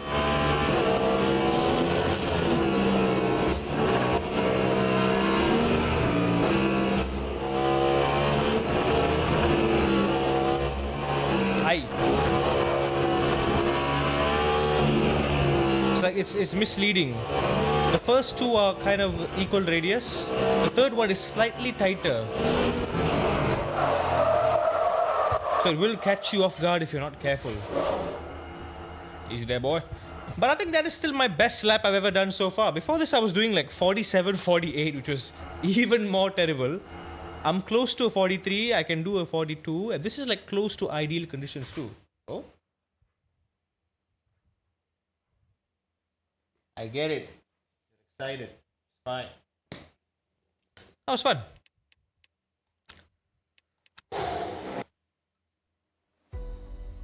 Cadillac is good. Online results ready. I wonder what. Let's go to rank breakdown. -6. Oh ho ho ho! Oh hell no! Hell nah. We lost 20% from that race that wasn't even a race. Okay, yeah, because of this. I think because of this as well. We qualified in the bottom half apparently. Although we qualified 8th. There was definitely more than 16 people in that race. How did we qualify in the bottom half? Okay. Oh boy, 20%, dude. For something that isn't even our fault. This is why I'm so against it. Yeah, like I said, this is our last LMU stream for a while. I'm not going to do this again. I can't just risk losing. If I mess up my race of my own accord, fine. Perfectly fine. I own it. I am disappointed at myself. I learn, I improve. It's fine. It's my fault. I own up to my own mistakes. But when the game itself just says, no, F you, here's a driver rating tank for no reason at all, just because we cannot make a game work, it's just a huge slap in the face. Like I said it, I couldn't have said it any more perfectly like I did in my review. Go read it. Find me on the Steam forums, the Steam reviews for LMU. I think I've said it quite nicely there. I put it into nice words. But on the plus side, you all probably can't see it. We did gain plus 10% safety rating. Yeah. I don't know how it works, but we did gain positive safety rating for that. Because of the qualifying. Thank God for qualifying. So, yeah, unfortunately, it did go down a bit from like 90% to like 75% now. But I still think one good race, one more good race, one more win, good win, it should bring us to silver. And maybe even we might get to skyrocket to gold 3 if we can do like a full flawless race. No shenanigans in quali, no shenanigans in the race. If we just pull away and get away safely, cleanly. Yeah. Or at least I think realistically it's going to be 2 more races to gold 3. But one good race and we will be in silver. I'll take that. I will take that. I think I should have like 9 class wins now. We are 1 race to the funny number. Yeah, this is a disappointing stat. Y'all can't see this. You see this? You see this 20 over here? Do y'all see this 20 number here? This is the number of DNFs. Wanna guess how many of those 20 was not my fault? I would say maybe about like 4 or 5 was my fault. Like I crashed and I crashed like unrecoverably bad, messed up. 4 or 5. The other 14, 15, 75% of the 20, not my fault at all. Just the game being the game not working as it should be, just crashing out on me and just giving me a DNF. This is a embarrassing number here. This is just like, there's got to be a way to appeal the DNF. I don't know, man. On the one hand, they can argue like, oh, just like real life, you have mechanical issues. You know, if a mechanical issue happens, you take it as retire. It's okay. But this is a sim. It's not if my car, like it happens. Your car in the game, it can randomly get engine failure.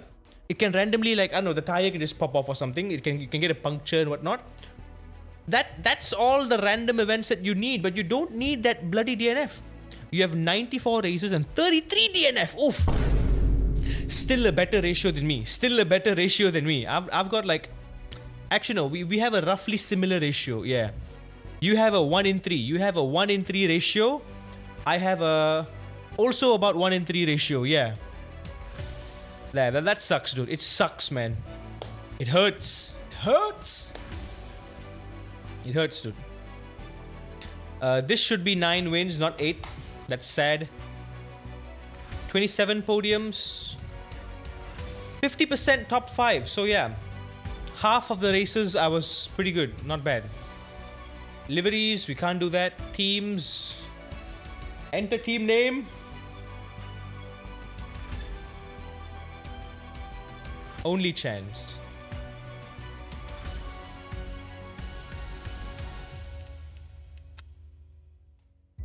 I can upgrade. I can upload it to my,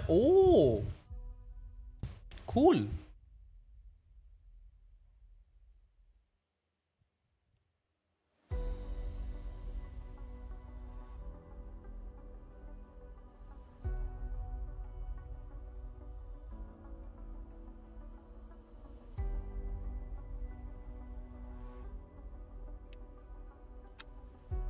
You were racing in Brazil and P2. Brake board went under your car and messed up your race. Oh boy, you bottomed out. That sucks. It sucks. Couldn't brake or turn, went straight into the wall and couldn't reverse out for 10 seconds. Like it got stuck under your car. Ah, that sucks. That has happened to me a couple times too. I think like a spoiler got stuck in my car, or a cone. One of the cones got stuck in like my wheel arch and I couldn't turn. Yeah, I remember. Yada. Okay. I have no idea what I'm doing. Doesn't matter. Let's do one more quick drive. Let's try GT3. Let's try the GT3. It's been a while since we've driven the GT3. Let's try GT3 at Imola.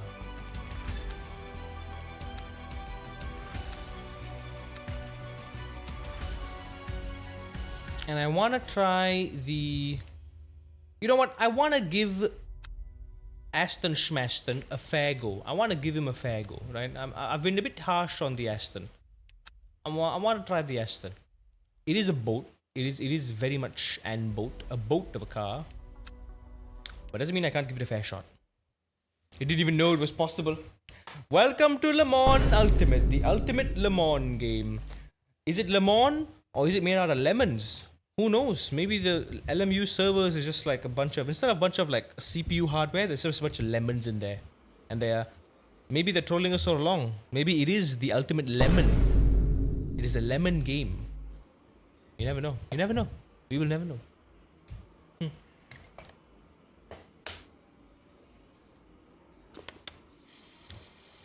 Right, I am gonna drive fixed setup this time instead of the Dave setup. Let's give that a go.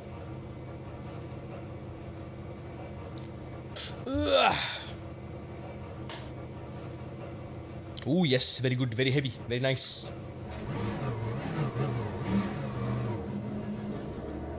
Oh, it's a big boy. It's a big boy. Very big. 979, ABS at 9. Let's turn that down a notch.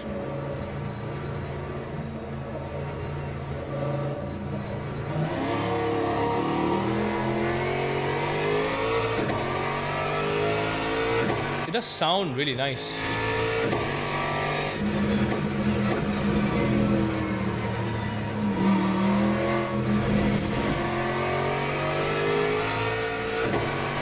One thing I love about the GT3 is they've got an amazing sense of weight to them. Like it feels like you're handling an actual car, and you go over the curbs and you feel that brrrr, and you feel the front tires loading up. Oh, it's so good. And do you... Okay, hang on. Do you guys see that tiny little portion of my left window that I can see? That is nice because I can kind of use that to position myself in the tight corners. Right side, not as much, but yeah, I have at least that slight bit of peripheral does help me with making sure my car is on the edge of the track, is on the limit.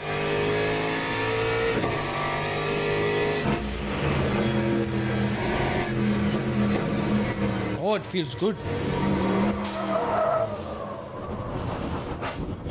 Oop. Oh, my wings off. My wings off. Fine.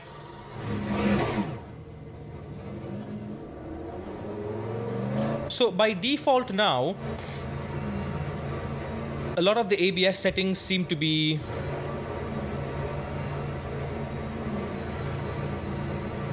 just towards the rear. I mean, sorry, understeery.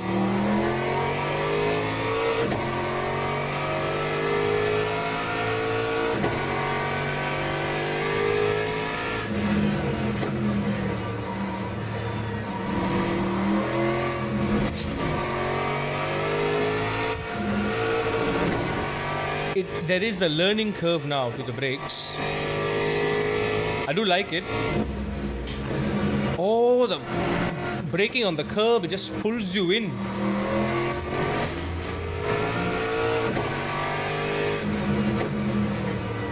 Like here, if I don't know how close I'm getting to the left side apex, I can just look at that tiny little window there. And of course, it sounds great on the outside. A bit squirmy on the brakes. But again, that's how it's supposed to be.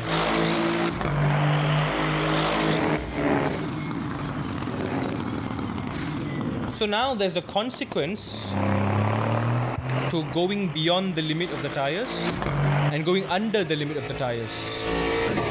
Too much, you'll get terrible understeer and you'll be increasing your braking distance. Too little and you just won't be braking enough. So it's like they've taken iRacing's philosophy of threshold braking, not just braking to 100%, and they've taken it one step further, one step more realistic, I'll say. and I genuinely love how it feels. Like there's a risk reward to it now. Consistency with your muscle memory is going to be king right now. I will say that right away. That consistency is going to be very, very important.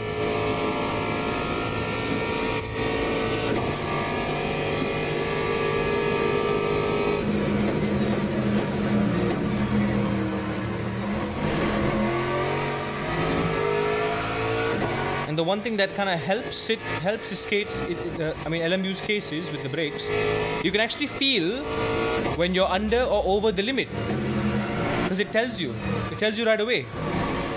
It's got that subtle vibration. You can, especially if you have a direct drive wheel, you can tell when you are activating the ABS, so you just kind of pull back on the brakes. I mean, not just direct drive. I remember even on the T300, I could feel that.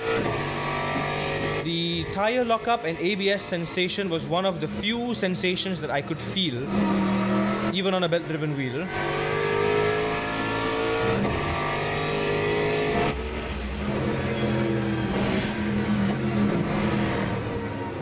Got to turn in much earlier there.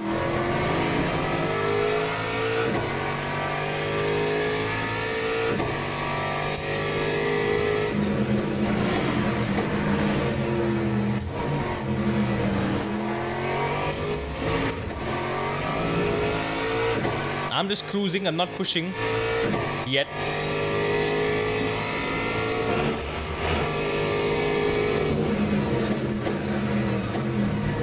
Yeah, see, it can be tempting to brake hard down there.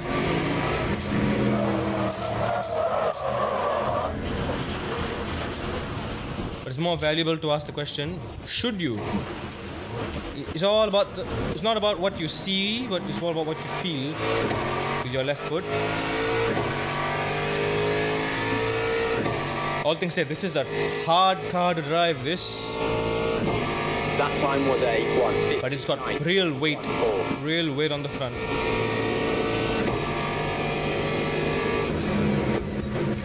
I haven't taken the McLaren for a spin in a while.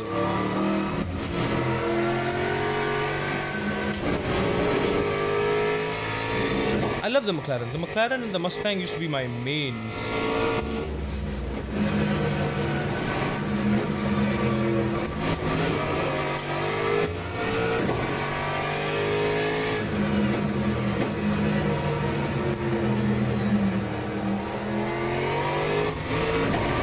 Just feel the slip angle on the back and then just kind of play with it.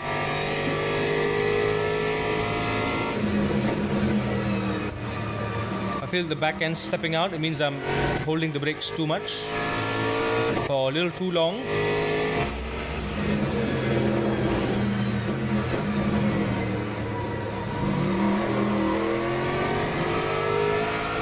A bit slippery through there.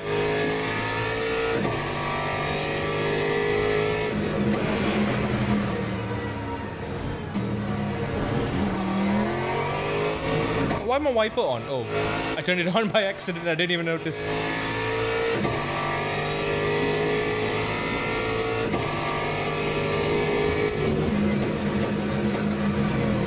There we go. If I start sliding, that's not a good sign. I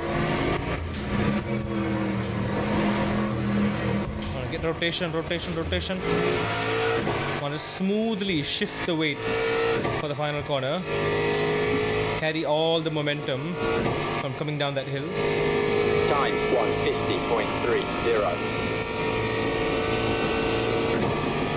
What is a good time for Imola?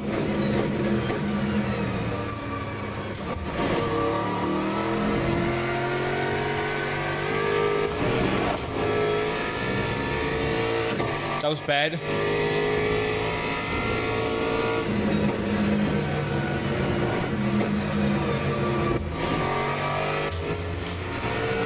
That was bad.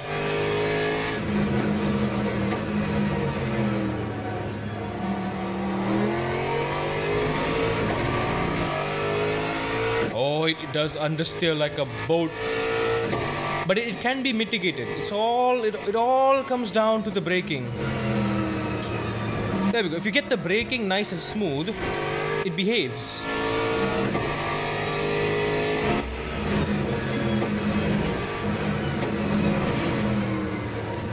So now it's more of a matter of knowing what the threshold brake is, the highest pressure you should be aiming for at any given corner without inducing too much understeer.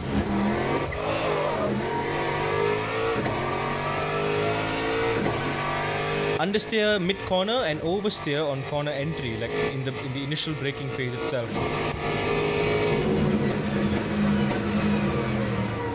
Like see, 50% on the brakes, that's all you need.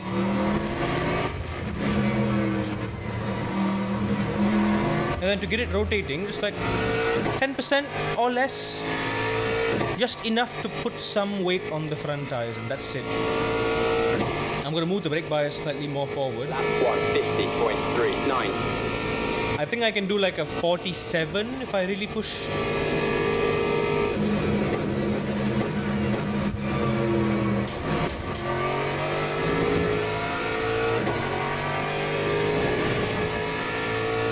Yeah, I was turning hard there. I turn till I feel the understeer.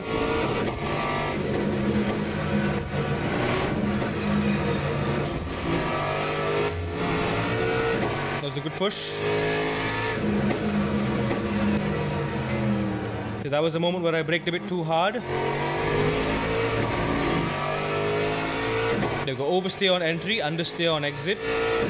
I didn't balance that very well.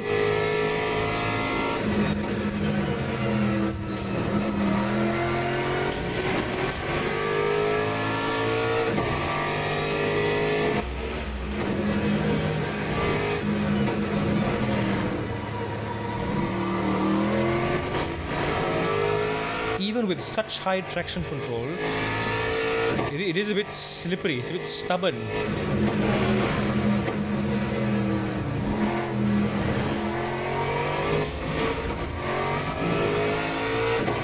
Oh, come on, a little bit more. Have a full second on my previous best. Smoothly.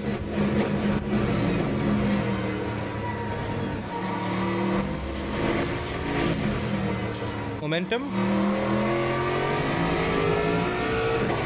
Not bad, but could be better.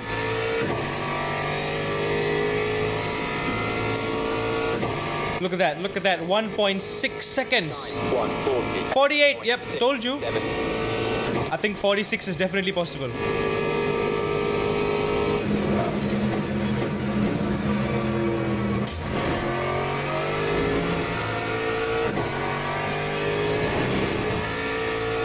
.46 is what a top split driver would be aiming for, I reckon.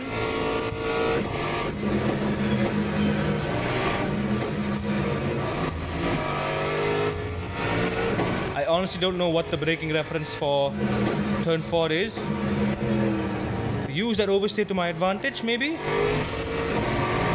Yes, okay. But it's a bit iffy though. It goes from oversteer to understeer real quick.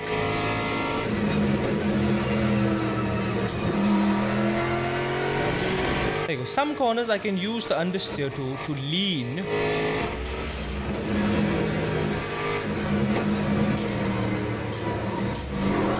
Oh, there we go. Yeah, some corners like that I have to be careful on the throttle. I want to get early on, but I'm getting like this one just a little bit.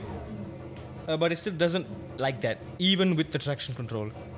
Optimal best, a low 48.3, but I think I can do a 47. If I squeeze, I can do a 47, and then top split is probably 46. I can see it. I can see it coming together.